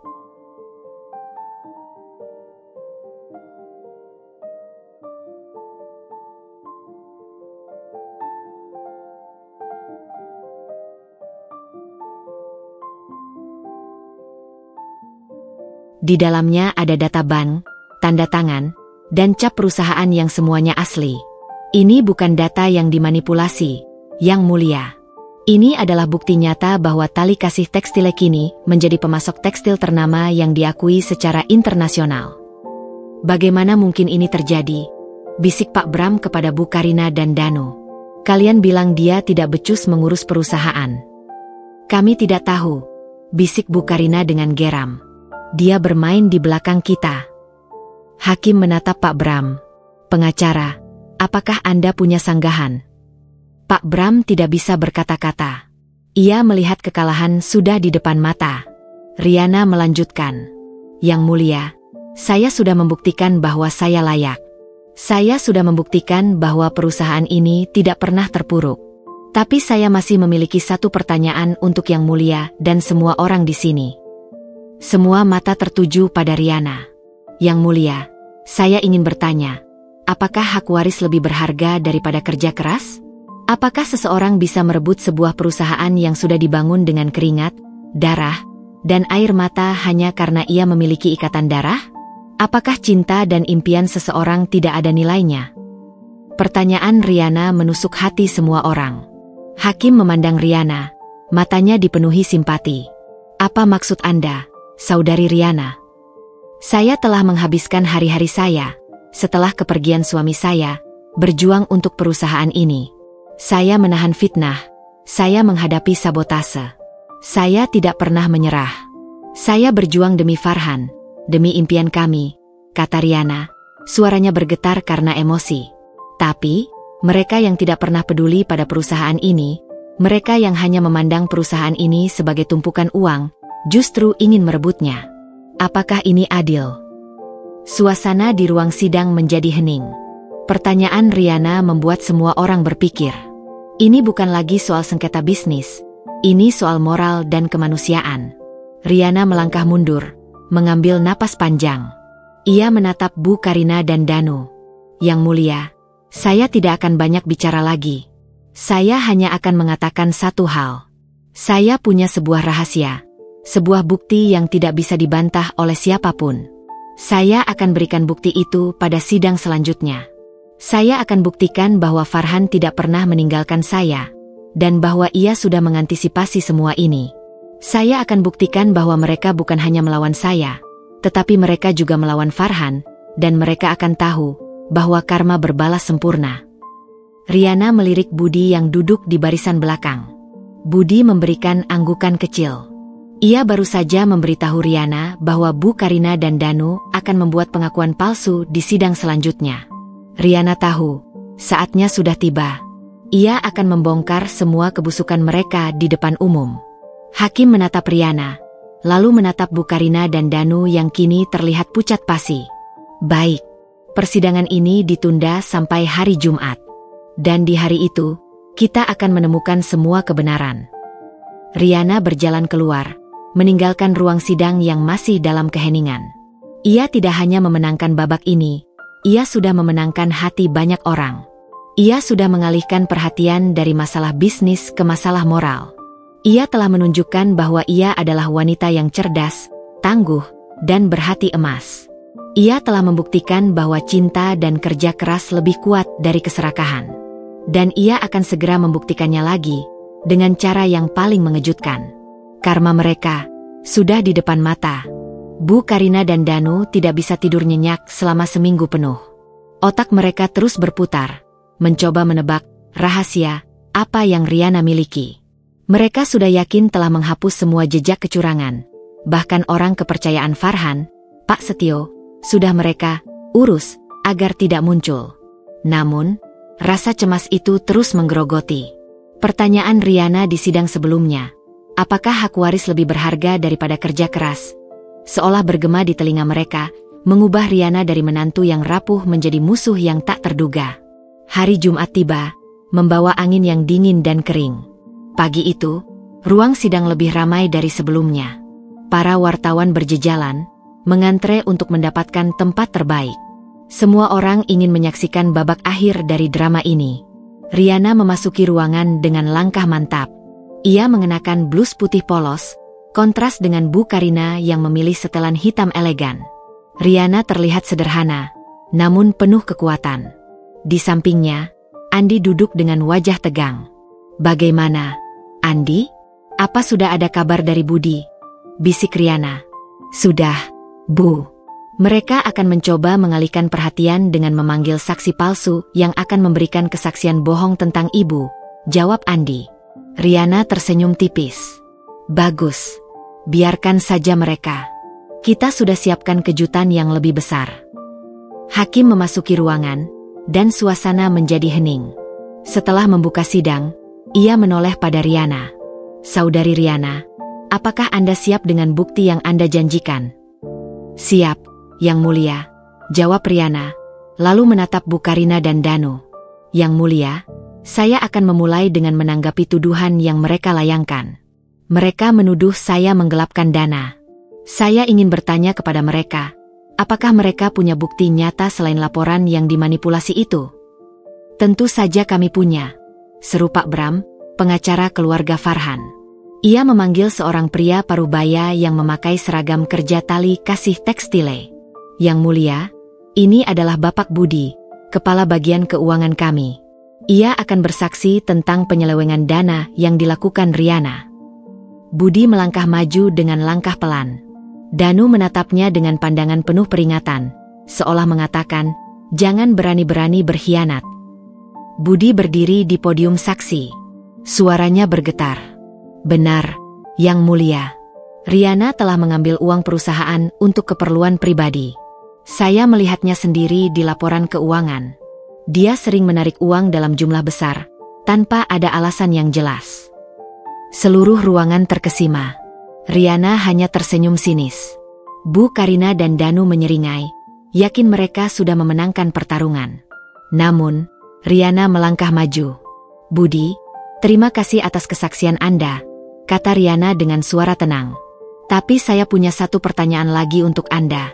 Kapan Anda terakhir kali bertemu dengan Pak Danu dan Bu Karina?" Wajah Budi memucat. Saya tidak pernah bertemu mereka, Bu Riana." "Jangan berbohong, Budi," kata Riana. Suaranya kini terdengar tajam. "Saya tahu Anda bertemu mereka di kantor pengacara. Saya tahu Anda mendapat uang dari mereka untuk memberikan kesaksian palsu. Dan saya punya buktinya." Riana mengeluarkan ponselnya, lalu menunjuk ke layar. "Yang Mulia, saya punya sebuah rekaman suara yang saya dapatkan secara rahasia.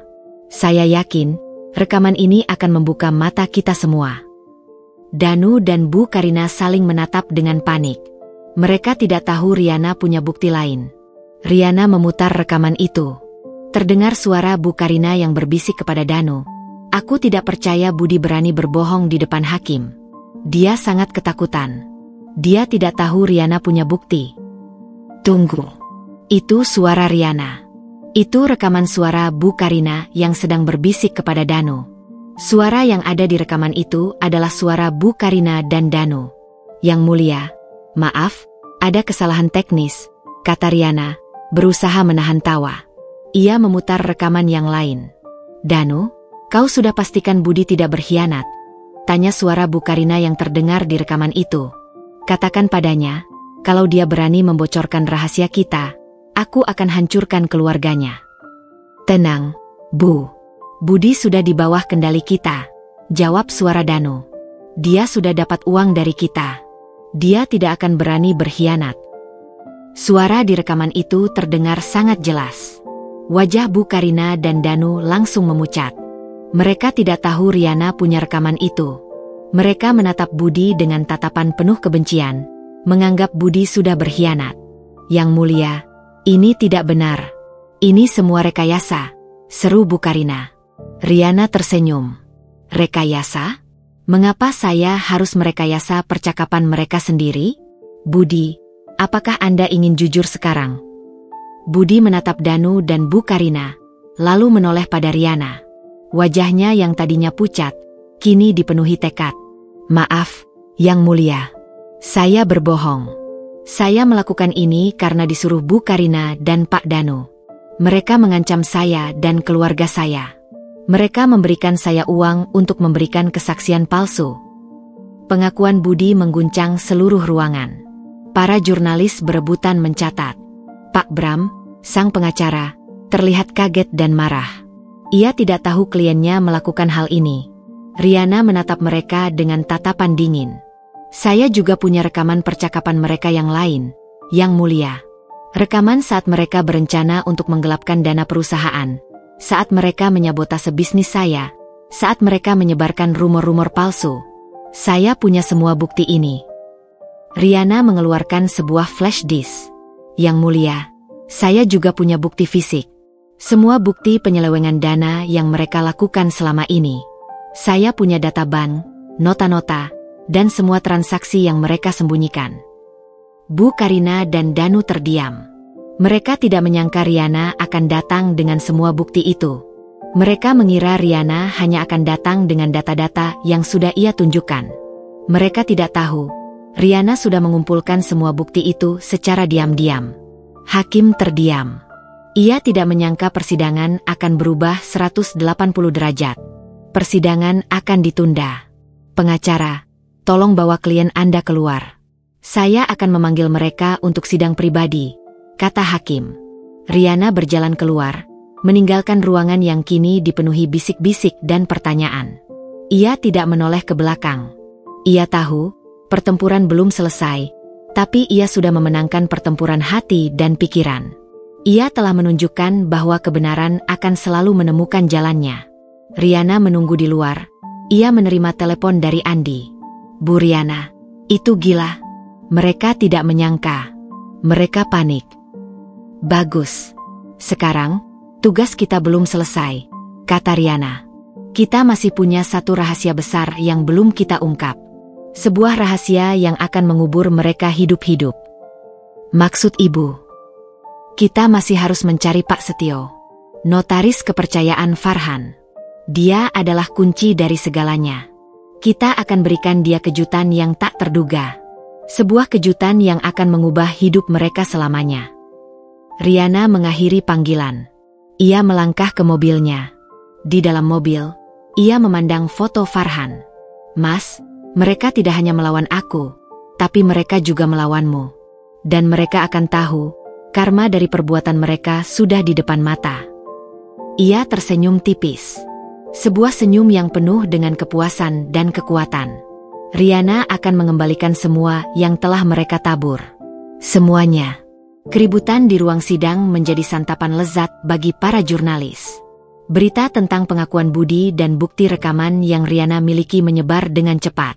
Bu Karina dan Danu menjadi sorotan negatif. Reputasi mereka yang sudah dibangun di atas kebohongan, kini runtuh dalam sekejap. Mereka yang tadinya sombong, kini harus menghadapi tatapan-tatapan sinis dari semua orang. Sementara itu, di mata publik, Riana yang tadinya dipandang lemah, kini menjadi pahlawan yang berani. Riana tidak merasa puas. Ia tahu, pertempuran yang sesungguhnya belum dimulai. Bukti yang ia miliki masih belum cukup untuk menjatuhkan mereka. Riana butuh pengakuan dari orang lain, orang yang lebih dekat dengan keluarga Farhan. Ia butuh sebuah bom yang bisa menghancurkan mereka sampai ke akar-akarnya. Ia menghubungi Andi. Andi, kita butuh saksi. Seseorang yang tahu kebusukan mereka. Siapa, Bu? Semua orang yang dekat dengan mereka sudah di bawah kendali mereka. Jawab Andi, terdengar putus asa. Tidak semua, kata Riana. Ada satu orang. Seseorang yang sangat dekat dengan Bu Karina. Seseorang yang tahu semua rahasia mereka. Ibu Siti, asisten pribadi Bu Karina. Andi terdiam. Tapi, Bu, dia kan sudah dipecat. Dia pasti tidak mau membantu kita.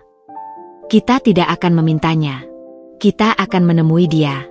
Kita akan tunjukkan padanya bahwa kita ada di pihak yang benar. Aku yakin, hati nuraninya masih ada, ujar Riana penuh keyakinan. Cari tahu di mana dia tinggal. Sore itu, Riana dan Andi pergi ke sebuah rumah kecil di pinggiran kota. Mereka mengetuk pintu, dan seorang wanita parubaya dengan wajah lelah membukanya. Itu Ibu Siti. Riana melihat wajah Ibu Siti, dipenuhi dengan kesedihan dan kelelahan. Ibu Siti, saya Riana, sapa Riana dengan lembut. Saya tahu Ibu terkejut, tapi kami datang dengan niat baik. Ibu Siti mempersilakan mereka masuk. Ada apa, Nak? Saya sudah tidak berhubungan dengan mereka. Saya tahu, Bu. Saya tahu Ibu dipecat karena menolak mengikuti perintah mereka, kata Riana. Dan saya tahu Ibu adalah orang yang baik. Saya butuh bantuan Ibu. Saya butuh Ibu bersaksi di pengadilan. Wajah Ibu Siti memucat. Tidak, Riana. Saya tidak bisa. Mereka akan menghancurkan saya. Mereka mengancam akan merusak hidup saya dan keluarga saya. Saya tahu, Bu, jawab Riana. Matanya dipenuhi simpati. Tapi, Ibu tidak sendirian. Kami akan melindungi Ibu.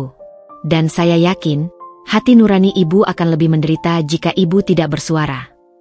Ibu Siti terdiam. Air mata mengalir di pipinya. Saya melihat semuanya, Nak. Saya melihat bagaimana mereka merencanakan semuanya. Bagaimana mereka membuat laporan palsu. Bagaimana mereka mencuri uang. Bagaimana mereka menyebarkan rumor-rumor itu. Mereka sungguh jahat. Saya tahu, Bu, kata Riana. Suaranya bergetar karena emosi. Saya tahu semua itu. Tapi, saya tidak punya bukti yang kuat. Saya butuh kesaksian Ibu. Saya butuh Ibu memberitahu hakim dan semua orang bahwa mereka bukan hanya melawan saya, tapi mereka juga melawan kebenaran. Ibu Siti menghela napas panjang. Ia menatap Riana, lalu menatap Andi. Ia melihat ketulusan di mata mereka. Hatinya yang tadinya membeku, kini mulai mencair. Baik, Riana. Saya akan membantu. Saya akan bersaksi. Saya tidak bisa membiarkan mereka terus berbuat jahat. Riana memeluk Ibu Siti. Terima kasih, Bu. Ibu sudah melakukan hal yang benar. Mereka bahkan mencoba menghancurkan Farhan, bisik Ibu Siti. Mereka tidak suka karena Farhan terlalu baik kepada saya. Mereka selalu mengatakan bahwa Farhan terlalu banyak memberi uang kepada saya. Hati Riana terasa perih. Ia tahu, Farhan sangat baik. Ia tidak menyangka keluarganya sendiri bisa begitu jahat. Hari sidang yang kedua pun tiba. Ruang sidang kembali dipenuhi oleh para jurnalis. Bu Karina dan Danu duduk di tempat mereka, dengan wajah yang lebih tegang. Mereka tidak tahu apa yang Riana rencanakan. Yang mulia hakim, kami ingin memanggil saksi baru, kata Riana dengan nada mantap. Hakim mengangguk. Silakan, Saudari Riana. Riana memanggil Ibu Siti. Ibu Siti berjalan ke podium saksi dengan langkah yang gemetar. Bu Karina dan Danu terkejut melihat Ibu Siti. Wajah mereka langsung memucat. Siti, apa yang kau lakukan di sini? Teriak Bu Karina. Kau pengkhianat. Yang mulia hakim, tolong biarkan saksi berbicara, kata Riana dengan tenang. Ibu Siti mengambil napas dalam-dalam. Yang mulia, saya adalah mantan asisten pribadi Ibu Karina. Saya bekerja untuknya selama 15 tahun. Tolong, ceritakan apa yang Anda ketahui, kata hakim. Ibu Siti mulai bercerita. Saya melihat sendiri bagaimana Ibu Karina dan Pak Danu berencana untuk merebut perusahaan tali kasih tekstile. Mereka membuat laporan keuangan palsu, mereka menyebarkan rumor-rumor tentang Riana, dan mereka menyuap beberapa karyawan untuk membantu mereka. Mereka tidak peduli pada perusahaan. Mereka hanya peduli pada uang.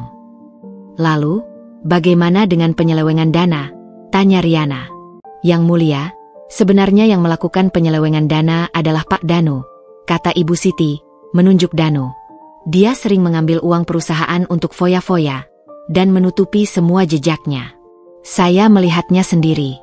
Saya sering melihat dia mengambil uang tunai dari brankas, dan menuliskannya di laporan sebagai biaya operasional. Danu berdiri, wajahnya merah padam. Itu bohong. Dia bohong. Dia hanya mencoba memfitnah saya. Yang mulia, saya punya buktinya, kata Ibu Siti. Saya punya salinan laporan keuangan yang asli, yang disembunyikan Pak Danu. Dan saya juga punya salinan catatan rekening bank mereka, yang menunjukkan semua transaksi yang mereka lakukan. Ibu Siti menyerahkan sebuah flash disk kepada Riana. Riana mengambilnya, lalu memberikannya kepada Hakim. Hakim melihat data-data di dalam flash disk itu, lalu menggelengkan kepalanya. Luar biasa, bisiknya. Ini adalah bukti yang tidak bisa dibantah. Bu Karina dan Danu terdiam. Mereka tidak bisa lagi menyangkal. Mereka sudah tertangkap basah. Mereka tidak menyangka Ibu Siti akan berani bersaksi. Riana menatap Bu Karina dan Danu. Yang mulia, mereka tidak hanya melawan saya. Mereka melawan mendiang suami saya. Mereka melawan semua kebaikan yang sudah ia berikan. Dan kini, mereka harus menghadapi konsekuensinya. Saya tidak akan pernah memaafkan mereka. Hakim menatap Riana, lalu menatap Bu Karina dan Danu. Saya rasa, persidangan ini sudah cukup. Saya akan menjatuhkan keputusan. Namun, sebelum itu, saya ingin bertanya, apakah Anda memiliki bukti lain yang ingin Anda tunjukkan? Tanya Hakim kepada Riana. Riana tersenyum, senyum yang penuh kemenangan. Ia tahu, saatnya sudah tiba. Yang mulia, saya masih memiliki satu bukti. Sebuah bukti yang akan mengubah segalanya. Sebuah bukti yang akan membuktikan bahwa Farhan tidak pernah meninggalkan saya sendirian, dan bahwa ia sudah mengantisipasi semua ini. Riana menatap mereka dengan tatapan dingin. Ia tahu, mereka tidak akan bisa lari lagi. Bom waktu sudah siap meledak. Dan ia akan menjadi tangan yang menarik pelatuknya. Ia akan mengembalikan karma, persis seperti yang ia janjikan. 1 jam istirahat yang terasa sangat panjang. Bagi Bu Karina dan Danu, 1 jam itu bagaikan neraka. Mereka duduk di sebuah ruang tunggu, wajah mereka dipenuhi kepanikan dan kemarahan. Pengakuan Ibu Siti telah menghancurkan semua kebohongan yang mereka bangun. Pak Bram, pengacara mereka, mencoba menenangkan, tetapi ia sendiri terlihat sangat khawatir. Bu Karina, Danu, saya sudah ingatkan, jangan lakukan hal-hal konyol seperti ini. Sekarang kita dalam masalah besar, kata Pak Bram, suaranya dipenuhi kekesalan. Kami tidak tahu Riana bisa sejauh ini. Kami tidak tahu Siti akan berkhianat, teriak Bu Karina, matanya merah padam. Saya sudah bilang dari awal, jangan remehkan dia. Sekarang, apa yang harus kita lakukan? Apa rahasia terakhir yang dia maksud? Tanya Pak Bram. Apa ada wasiat lain yang Farhan buat? Mereka semua terdiam. Mereka yakin tidak ada wasiat lain. Wasiat asli Farhan sudah mereka musnahkan. Mereka percaya, mereka sudah menguasai semua yang ada. Di sisi lain, Riana duduk di sebuah kafe di dekat pengadilan, ditemani oleh Andi. Ia menyeruput teh hangatnya, hatinya yang tadinya bergejolak, kini terasa tenang. Bu Riana, apa ibu benar-benar akan menunjukkan wasiatnya sekarang? Tanya Andi, suaranya bergetar. Belum, jawab Riana, tersenyum. Aku hanya akan memancing mereka. Aku akan menunjukkan pada mereka bahwa aku tidak takut. Aku akan biarkan mereka berpikir bahwa aku punya wasiat itu, tapi aku akan simpan untuk waktu yang tepat. Tapi bagaimana kalau mereka melakukan sesuatu yang lebih gila lagi? Tanya Andi. Biarkan saja. Semakin mereka panik, semakin mereka menunjukkan kebusukan mereka, kata Riana. Sekarang, kita harus kembali. Pertunjukan akan segera dimulai. Riana dan Andi kembali ke ruang sidang. Bu Karina dan Danu sudah duduk di tempat mereka. Wajah mereka terlihat lebih tegang. Pak Bram mencoba terlihat tenang, tetapi tangannya yang menggenggam berkas terlihat gemetar. Hakim memasuki ruangan, dan ketegangan kembali menyelimuti. Sidang dilanjutkan. Saudari Riana, apakah Anda memiliki bukti yang ingin Anda tunjukkan? Riana berdiri, melangkah maju. Ia mengambil napas dalam-dalam, lalu menatap Bu Karina dan Danu. Yang mulia, saya akan menunjukkan sebuah video. Video apa? Tanya Pak Bram, mencoba menghentikan.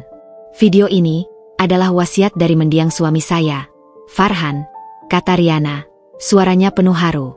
Seketika, seluruh ruangan terkesima. Mata Bu Karina dan Danu terbelalak. Wajah mereka langsung pucat pasi. Riana memutar sebuah video di layar besar. Terdengar suara Farhan yang terdengar lemah namun penuh cinta. Halo Riana, jika kamu menonton video ini, itu artinya aku sudah tidak ada di sisimu. Aku tahu ini akan menjadi masa-masa yang sangat sulit untukmu. Aku tahu, Ibu dan Danu akan mencoba merebut perusahaan ini darimu. Mereka selalu serakah, Riana. Mereka tidak pernah melihat perusahaan ini sebagai impian kita. Mereka hanya melihatnya sebagai tumpukan uang. Air mata Riana jatuh. Ia menatap layar, melihat wajah suaminya yang terlihat lelah, tetapi matanya dipenuhi cinta. Aku tidak ingin kamu berjuang sendirian, lanjut suara Farhan. Aku sudah membuat sebuah wasiat. Wasiat ini menyatakan bahwa kepemilikan penuh tali kasih tekstile dan semua asetnya diserahkan sepenuhnya kepadamu, Riana. Aku ingin kamu tahu, kamu adalah satu-satunya orang yang aku percaya. Ini tidak mungkin, bisik Bu Karina. Air matanya mulai mengalir. Aku menyembunyikan wasiat ini. Aku tahu mereka akan mencari dan menghancurkannya. Aku menyembunyikannya di tempat yang tidak akan pernah mereka temukan, lanjut Farhan. Aku memberikannya kepada Pak Setio, notaris kepercayaanku. Dan aku juga punya rekaman yang lain. Rekaman yang membuktikan bahwa aku tidak salah. Rekaman yang membuktikan bahwa mereka mencoba mencuri wasiat ini. Riana memutar video lain. Video itu menunjukkan Bu Karina dan Danu yang masuk ke ruang kerja Farhan, mencari-cari dokumen. Mereka menemukan wasiat yang Farhan sengaja tinggalkan di sana, yang ternyata adalah wasiat palsu. Mereka tertawa, menganggap mereka sudah berhasil. Bodoh sekali Farhan, kata Danu di rekaman itu. Dia pikir wasiat itu akan melindungi Riana? Tidak akan. Kita akan bakar wasiat ini, dan perusahaan itu akan jadi milik kita. Bagus, Danu. Sekarang, mereka tidak akan punya bukti apapun. Semua aset Farhan kini jadi milik kita, kata Bu Karina, menyeringai. Rekaman itu berakhir. Seluruh ruangan terdiam. Bu Karina dan Danu duduk terdiam. Wajah mereka pucat pasi, seperti mayat hidup. Mereka tidak menyangka Farhan begitu cerdas. Mereka tidak menyangka Farhan sudah mengantisipasi semua ini. Riana menatap mereka dengan air mata yang mengalir di pipinya. Ia tidak menangis karena sedih. Ia menangis karena terharu. Suaminya begitu mencintainya. Ia tidak meninggalkannya sendirian. Yang mulia, saya rasa bukti ini sudah cukup, kata Riana, suaranya bergetar. Mereka tidak hanya melawan saya. Mereka juga melawan mendiang suami saya. Mereka tidak hanya mencoba merebut perusahaan. Mereka mencoba merebut semua kenangan yang kami miliki. Tunggu, teriak Pak Bram, yang kini juga terlihat panik. Ini video rekayasa. Kami tidak tahu apa-apa. Rekayasa? Mengapa kami harus merekayasa video yang menunjukkan kebusukan kalian? Tanya Riana, suaranya kini dingin. Saya punya saksi lain, Yang Mulia. Riana menoleh ke arah pintu. Pak Setio, notaris kepercayaan Farhan, berjalan masuk. Wajahnya terlihat pucat, tetapi ia berjalan dengan penuh tekad. Pak Setio, teriak Bu Karina. Bagaimana bisa kau ada di sini? Kami sudah menyuruhmu pergi. Pak Setio tidak menoleh. Yang Mulia, saya adalah notaris Farhan. Saya memiliki salinan wasiat yang asli, yang dibuat Farhan di hadapan saya. Wasiat ini menyatakan bahwa semua asetnya, termasuk tali kasih tekstile, diserahkan sepenuhnya kepada Riana. Pak Setio menyerahkan sebuah berkas. Farhan sudah mengantisipasi bahwa keluarganya akan mencoba merebutnya. Dia meminta saya untuk menyembunyikan wasiat ini, dan menyaksikannya hanya di hadapan Yang Mulia Hakim. Dia tahu, hanya kebenaran yang akan menang. Bu Karina dan Danu menunduk, tidak bisa berkata-kata. Mereka telah kalah telak. Mereka tidak hanya melawan Riana, mereka melawan Farhan yang sudah meninggal. Mereka tidak menyangka karma akan sekejam ini. Riana, yang tadinya mereka remehkan, kini menjadi pemenang. Dan mereka, yang tadinya merasa berkuasa, kini harus menghadapi kenyataan pahit. Hakim menghela napas panjang. Ia menutup berkas. Sidang ini sudah cukup. Saya akan menjatuhkan keputusan. Saya akan memanggil kembali kalian semua. Riana berjalan keluar, meninggalkan ruang sidang. Ia tidak menyangka ia akan menang sejauh ini. Ia tidak menyangka Farhan begitu cerdas. Ia memegang erat tasnya, air matanya masih mengalir. Ia tahu, Farhan ada di sana, tersenyum, bangga padanya. Ia telah mengembalikan karma, persis seperti yang ia janjikan. Ruang sidang kembali dibuka. Hening mencekam. Hakim, dengan wajah serius, mulai membacakan keputusannya. Berdasarkan bukti-bukti yang telah disajikan oleh saudari Riana dan saksi-saksi yang dipanggil, serta rekaman video wasiat dari almarhum Farhan, pengadilan menemukan fakta-fakta baru yang sangat memberatkan pihak penggugat. Pengadilan menemukan bahwa saudari Riana tidak melakukan penyelewengan dana. Sebaliknya, tali kasih tekstile di bawah kepemimpinan Riana telah berkembang pesat. Sementara itu, bukti-bukti yang disajikan oleh pihak penggugat, Bu Karina dan Danu, adalah bukti palsu yang sengaja dimanipulasi untuk merebut perusahaan. Wajah Bu Karina dan Danu semakin pucat. Mereka tahu, ini adalah akhir dari segalanya. Lebih lanjut Hakim, suaranya kini lebih tegas. Pengadilan juga menemukan adanya indikasi tindak pidana berupa penipuan dan pemalsuan dokumen yang dilakukan oleh Bu Karina dan Danu. Berdasarkan kesaksian Bapak Budi, Ibu Siti, dan rekaman video yang disajikan, pengadilan akan melimpahkan kasus ini ke ranah pidana.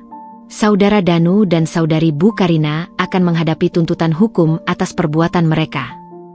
Suara palu hakim berdentum, mengakhiri persidangan. Bu Karina dan Danu hanya bisa duduk terdiam, tidak mampu berkata-kata. Mereka yang tadinya sombong dan penuh percaya diri, kini hancur lebur. Mereka tidak hanya kalah dalam sengketa bisnis, tetapi juga harus menghadapi ancaman penjara. Riana berdiri, menatap mereka. Ia tidak merasakan kepuasan. Ia hanya merasakan kelegaan yang luar biasa. Ia sudah membalas semua kejahatan mereka, bukan dengan kebencian, melainkan dengan kebenaran. Ia telah membuktikan bahwa cinta dan ketulusan jauh lebih kuat dari keserakahan. Keesokan harinya, berita tentang kekalahan keluarga Farhan menyebar ke seluruh negeri.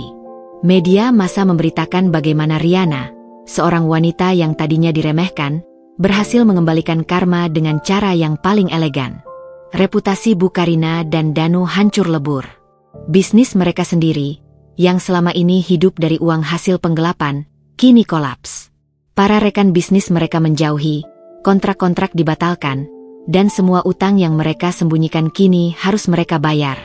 Mereka tidak hanya kehilangan tali kasih tekstile, mereka juga kehilangan segalanya. Di sisi lain, kehidupan Riana mulai kembali normal. Ia tidak lagi harus bersembunyi atau takut. Ia kini bisa memimpin perusahaannya dengan bebas, tanpa ada bayang-bayang ancaman dari keluarga Farhan. Ia memanggil semua karyawan, termasuk mereka yang berkhianat, dan memberikan pengarahan. Saya tahu, beberapa di antara kalian telah berkhianat. Tapi saya tidak akan memecat kalian, kata Riana, suaranya lembut namun tegas. Saya tahu, kalian hanya korban dari janji-janji palsu. Saya hanya berharap, kalian bisa belajar dari kesalahan ini. Kita akan memulai lembaran baru. Kita akan bangun perusahaan ini menjadi lebih besar dan lebih baik dari sebelumnya. Saya tidak akan melihat ke belakang. Saya akan melihat ke depan, dan saya harap kalian juga demikian. Para karyawan yang berkhianat menunduk, malu. Mereka tidak menyangka Riana akan memaafkan mereka. Mereka yang tadinya ingin menjatuhkan Riana, kini berbalik arah dan berjanji akan bekerja dengan tulus. Riana menghabiskan sore harinya di rumah. Ia duduk di ruang kerja Farhan, memandang foto pernikahan mereka. Ia teringat semua perjuangan mereka, semua mimpi yang mereka bangun bersama. Air matanya mengalir. Kali ini bukan air mata duka, melainkan air mata kebahagiaan. Ia telah membuktikan bahwa cinta mereka tidak akan pernah mati. Tiba-tiba, ia melihat sebuah berkas kecil di sudut meja. Itu adalah surat yang Farhan tulis untuknya. Riana membukanya. Untuk Rianaku. Jika kamu membaca surat ini, itu artinya kamu telah memenangkan pertempuran. Aku tahu, kamu adalah wanita yang sangat kuat. Aku tidak pernah meragukanmu. Aku tahu, kamu akan menghadapi semua ini dengan tegar. Aku bangga padamu. Aku bangga melihatmu menjadi wanita yang begitu tangguh. Jangan pernah lupakan, tali kasih tekstile adalah bukti cinta kita. Jaga dia, rawat dia, dan kembangkan dia. Dan satu lagi, aku ingin kamu tahu, kamu tidak pernah sendirian. Aku selalu ada di hatimu. Cintamu, Farhan. Riana memeluk surat itu, air matanya tak terbendung. Ia merasa Farhan ada di sampingnya, memeluknya dengan hangat. Ia merasa Farhan ada di sana, tersenyum, bangga padanya. Ia melangkah keluar rumah, menatap langit. Ia melihat bintang yang paling terang, seolah Farhan sedang tersenyum padanya. Ia tahu, hidupnya akan terus berlanjut. Ia akan terus berjuang, bukan lagi untuk membalas dendam, tetapi untuk mewujudkan semua mimpi yang mereka bangun bersama. Ia akan menjadi wanita yang lebih kuat, lebih baik, dan lebih berhati emas dari sebelumnya. Karma sudah berbalas, dan ia telah mengembalikannya, persis seperti yang ia janjikan. Kekalahan di pengadilan menjadi awal dari kehancuran total bagi Bu Karina dan Danu. Berita tentang tindakan kriminal mereka menyebar luas, menciptakan badai di dunia bisnis yang selama ini mereka kenal. Para rekan bisnis yang tadinya dekat, kini menjauh. Pemasok membatalkan pesanan, dan bank menolak memberikan pinjaman. Bisnis keluarga mereka, yang tadinya terlihat megah, perlahan-lahan runtuh seperti kastil pasir yang diterjang ombak. Bu Karina dan Danu terpaksa menjual aset-aset pribadi mereka untuk membayar utang-utang yang menumpuk. Rumah mewah mereka disita, mobil-mobil mewah mereka ditarik. Mereka yang tadinya hidup dalam kemewahan, kini harus merasakan pahitnya hidup. Di mata banyak orang, mereka adalah contoh nyata dari karma yang berbalik arah. Mereka yang tadinya mencoba menghancurkan Riana, kini hancur karena perbuatan mereka sendiri. Suatu sore, Riana sedang berada di kantornya. Ia melihat keluar jendela. Ia tidak bisa melupakan semua yang sudah terjadi. Ia melihat kejatuhan keluarga Farhan, dan ia tidak merasakan kepuasan. Ia hanya merasa iba. Mereka tidak hanya merusak hidup mereka sendiri, mereka juga merusak kenangan-kenangan baik yang seharusnya mereka miliki bersama Farhan. Riana memanggil Andi ke ruangannya. "Andi, saya ingin kamu mencari tahu bagaimana kondisi keluarga Farhan sekarang," kata Riana. Andi terlihat bingung. "Maksud ibu? Setelah semua yang mereka lakukan?" "Ya," jawab Riana. "Saya hanya ingin tahu. Saya tidak ingin mereka menderita lebih dari ini. Mereka sudah cukup mendapat pelajaran." Andi mengangguk, terharu dengan kebaikan Riana. Ia tidak menyangka Riana akan begitu berhati besar. Tak lama kemudian, Andi kembali. "Bu Riana, mereka sudah kehilangan segalanya. Bisnis mereka hancur. Mereka tidak punya apa-apa lagi. Mereka bahkan harus tinggal di rumah kontrakan kecil." Riana terdiam. Ia memandang foto Farhan di mejanya. "Mas, aku tidak tahu harus merasa apa. Aku tidak pernah ingin mereka hancur. Aku hanya ingin keadilan." Andi memegang pundak Riana. "Ibu tidak salah. Ibu hanya berjuang untuk kebenaran. Mereka yang memilih jalan itu." Riana tersenyum tipis. "Ya, kamu benar. Sekarang, saatnya kita memulai lembaran baru. Aku sudah terlalu lama terjebak dalam masa lalu." Riana berdiri, mengambil napas dalam-dalam. "Andi, saya punya ide. Kita akan membuat sebuah proyek baru. Sebuah proyek yang akan mengubah industri tekstil." "Proyek apa, Bu?" tanya Andi, matanya berbinar. "Kita akan membuat sebuah yayasan," kata Riana. "Sebuah yayasan yang akan membantu para pengusaha wanita yang terzalimi. Yayasan yang akan membantu mereka bangkit, sama seperti aku bangkit." Andi terdiam, terkesima dengan ide Riana. Itu ide yang luar biasa, Bu. Aku akan memberinya nama Tali Kasih Riana," kata Riana. "Karena yayasan ini akan menjadi bukti bahwa kasih sayang dan ketulusan hati akan selalu menang. Aku akan tunjukkan pada mereka bahwa aku tidak hanya memenangkan pertarungan, tapi aku juga memenangkan hidupku." Beberapa bulan kemudian, Riana mengadakan konferensi pers. Kali ini, ia tidak membicarakan tentang pertempuran hukum. Ia membicarakan tentang yayasan barunya. Selamat siang, semuanya. Saya Riana, dan saya di sini untuk berbagi sebuah cerita baru. Katanya, suaranya dipenuhi semangat. Selama beberapa bulan terakhir, saya telah mengalami masa-masa yang sangat sulit. Saya kehilangan suami saya, dan saya hampir kehilangan perusahaan yang kami bangun bersama. Tapi, di tengah semua itu, saya belajar satu hal, bahwa kebaikan akan selalu menang. Dan saya ingin berbagi kebaikan itu dengan orang lain. Saya mendirikan yayasan ini untuk membantu para wanita yang berada di posisi yang sama seperti saya. Wanita-wanita yang berjuang, wanita-wanita yang terzalimi, wanita-wanita yang membutuhkan dukungan. Saya ingin memberi mereka kesempatan, saya ingin memberi mereka kekuatan, dan saya ingin memberi mereka harapan. Saya ingin mereka tahu bahwa mereka tidak sendirian. Para jurnalis dan wartawan terdiam, terharu dengan pidato Riana. Mereka melihat Riana tidak lagi sebagai korban, tetapi sebagai pahlawan yang menginspirasi. Ia tidak hanya memenangkan pertarungan, tetapi ia juga memenangkan hati banyak orang. Setelah konferensi pers, Riana menerima banyak telepon dan pesan. Banyak wanita yang ingin bergabung dengan yayasannya. Riana merasa sangat bahagia. Ia tahu, ia sudah melakukan hal yang benar. Malam harinya, Riana berada di ruang kerjanya. Ia melihat foto Farhan, tersenyum dengan air mata haru. Ia tidak lagi merasa hampa. Ia merasa penuh. Ia tahu, Farhan ada di sisinya. Ia melangkah keluar, menatap langit malam. Bintang-bintang berkelap-kelip, seolah Farhan sedang tersenyum padanya. Riana tahu, hidupnya kini akan terus berlanjut. Ia akan terus berjuang, bukan lagi untuk membalas dendam, tetapi untuk mewujudkan semua mimpi yang mereka bangun bersama. Ia akan menjadi wanita yang lebih kuat, lebih baik, dan lebih berhati emas dari sebelumnya. Karma sudah berbalas, dan ia telah mengembalikannya, persis seperti yang ia janjikan. 1 tahun telah berlalu. Hidup Riana tidak lagi dipenuhi dengan duka, tetapi dengan tawa dan mimpi-mimpi baru.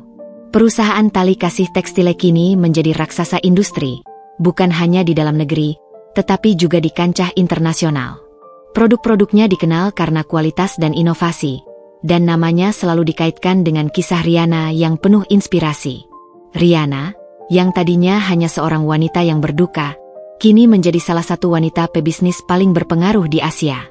Tali Kasih Riana, yayasan yang didirikannya, juga tumbuh pesat. Setiap hari, ia menerima banyak pesan dari para wanita yang terinspirasi oleh ceritanya. Mereka menceritakan perjuangan mereka, dan Riana selalu memberikan dukungan dan bantuan. Ia tidak hanya memberikan uang, ia juga memberikan bimbingan, pengetahuan, dan harapan. Suatu sore, Riana sedang berada di yayasannya. Ia sedang berbicara dengan seorang wanita muda yang ingin membuka bisnis fashion muslim. "Jangan takut untuk memulai, Dik," kata Riana, matanya dipenuhi simpati. "Saya tahu, perjalanannya tidak mudah. Tapi, setiap langkah yang kamu ambil, setiap kegagalan yang kamu hadapi, itu akan membuat kamu lebih kuat. Ingat, kegagalan adalah guru terbaik." "Terima kasih banyak, Bu Riana," kata wanita itu.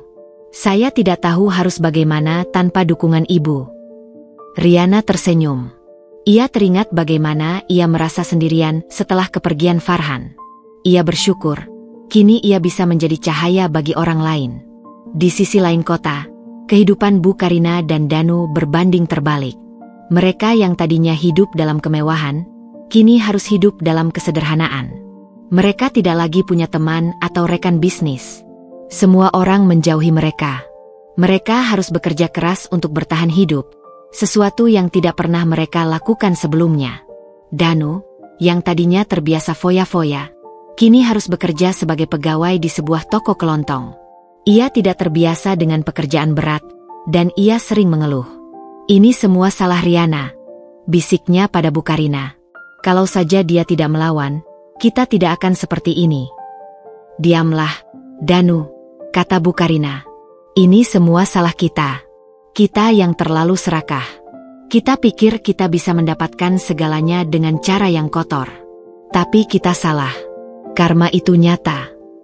Bu Karina kini terlihat jauh lebih tua dari usianya. Ia tidak lagi memiliki aura keanggunan. Ia hanya seorang wanita tua yang lelah dan penuh penyesalan. Setiap hari, ia teringat wajah Farhan. Ia menyesal tidak menjadi ibu yang baik untuk Farhan. Ia menyesal tidak menyayangi Riana. Satu hari, Riana menerima telepon dari Pak Bram, pengacara keluarga Farhan. Bu Riana, saya tahu Anda mungkin tidak mau mendengarkan saya. Tapi saya ingin memberitahu Anda sesuatu. Bu Karina ingin bertemu dengan Anda. Ia ingin meminta maaf. Riana terdiam. Ia tidak tahu harus merasa apa. Ia sudah memaafkan mereka. Tapi ia tidak tahu apakah ia siap untuk bertemu dengan mereka. Kapan? Tanya Riana. Besok sore. Di kafe kecil di pusat kota. Jawab Pak Bram. Riana mengangguk. Ia memutuskan untuk pergi. Ia tahu, ini bukan tentang membalas dendam. Ini tentang memaafkan. Keesokan harinya, Riana datang ke kafe itu. Ia melihat Bu Karina duduk sendirian di sebuah meja. Wajahnya terlihat tua dan lelah. Riana duduk di hadapannya.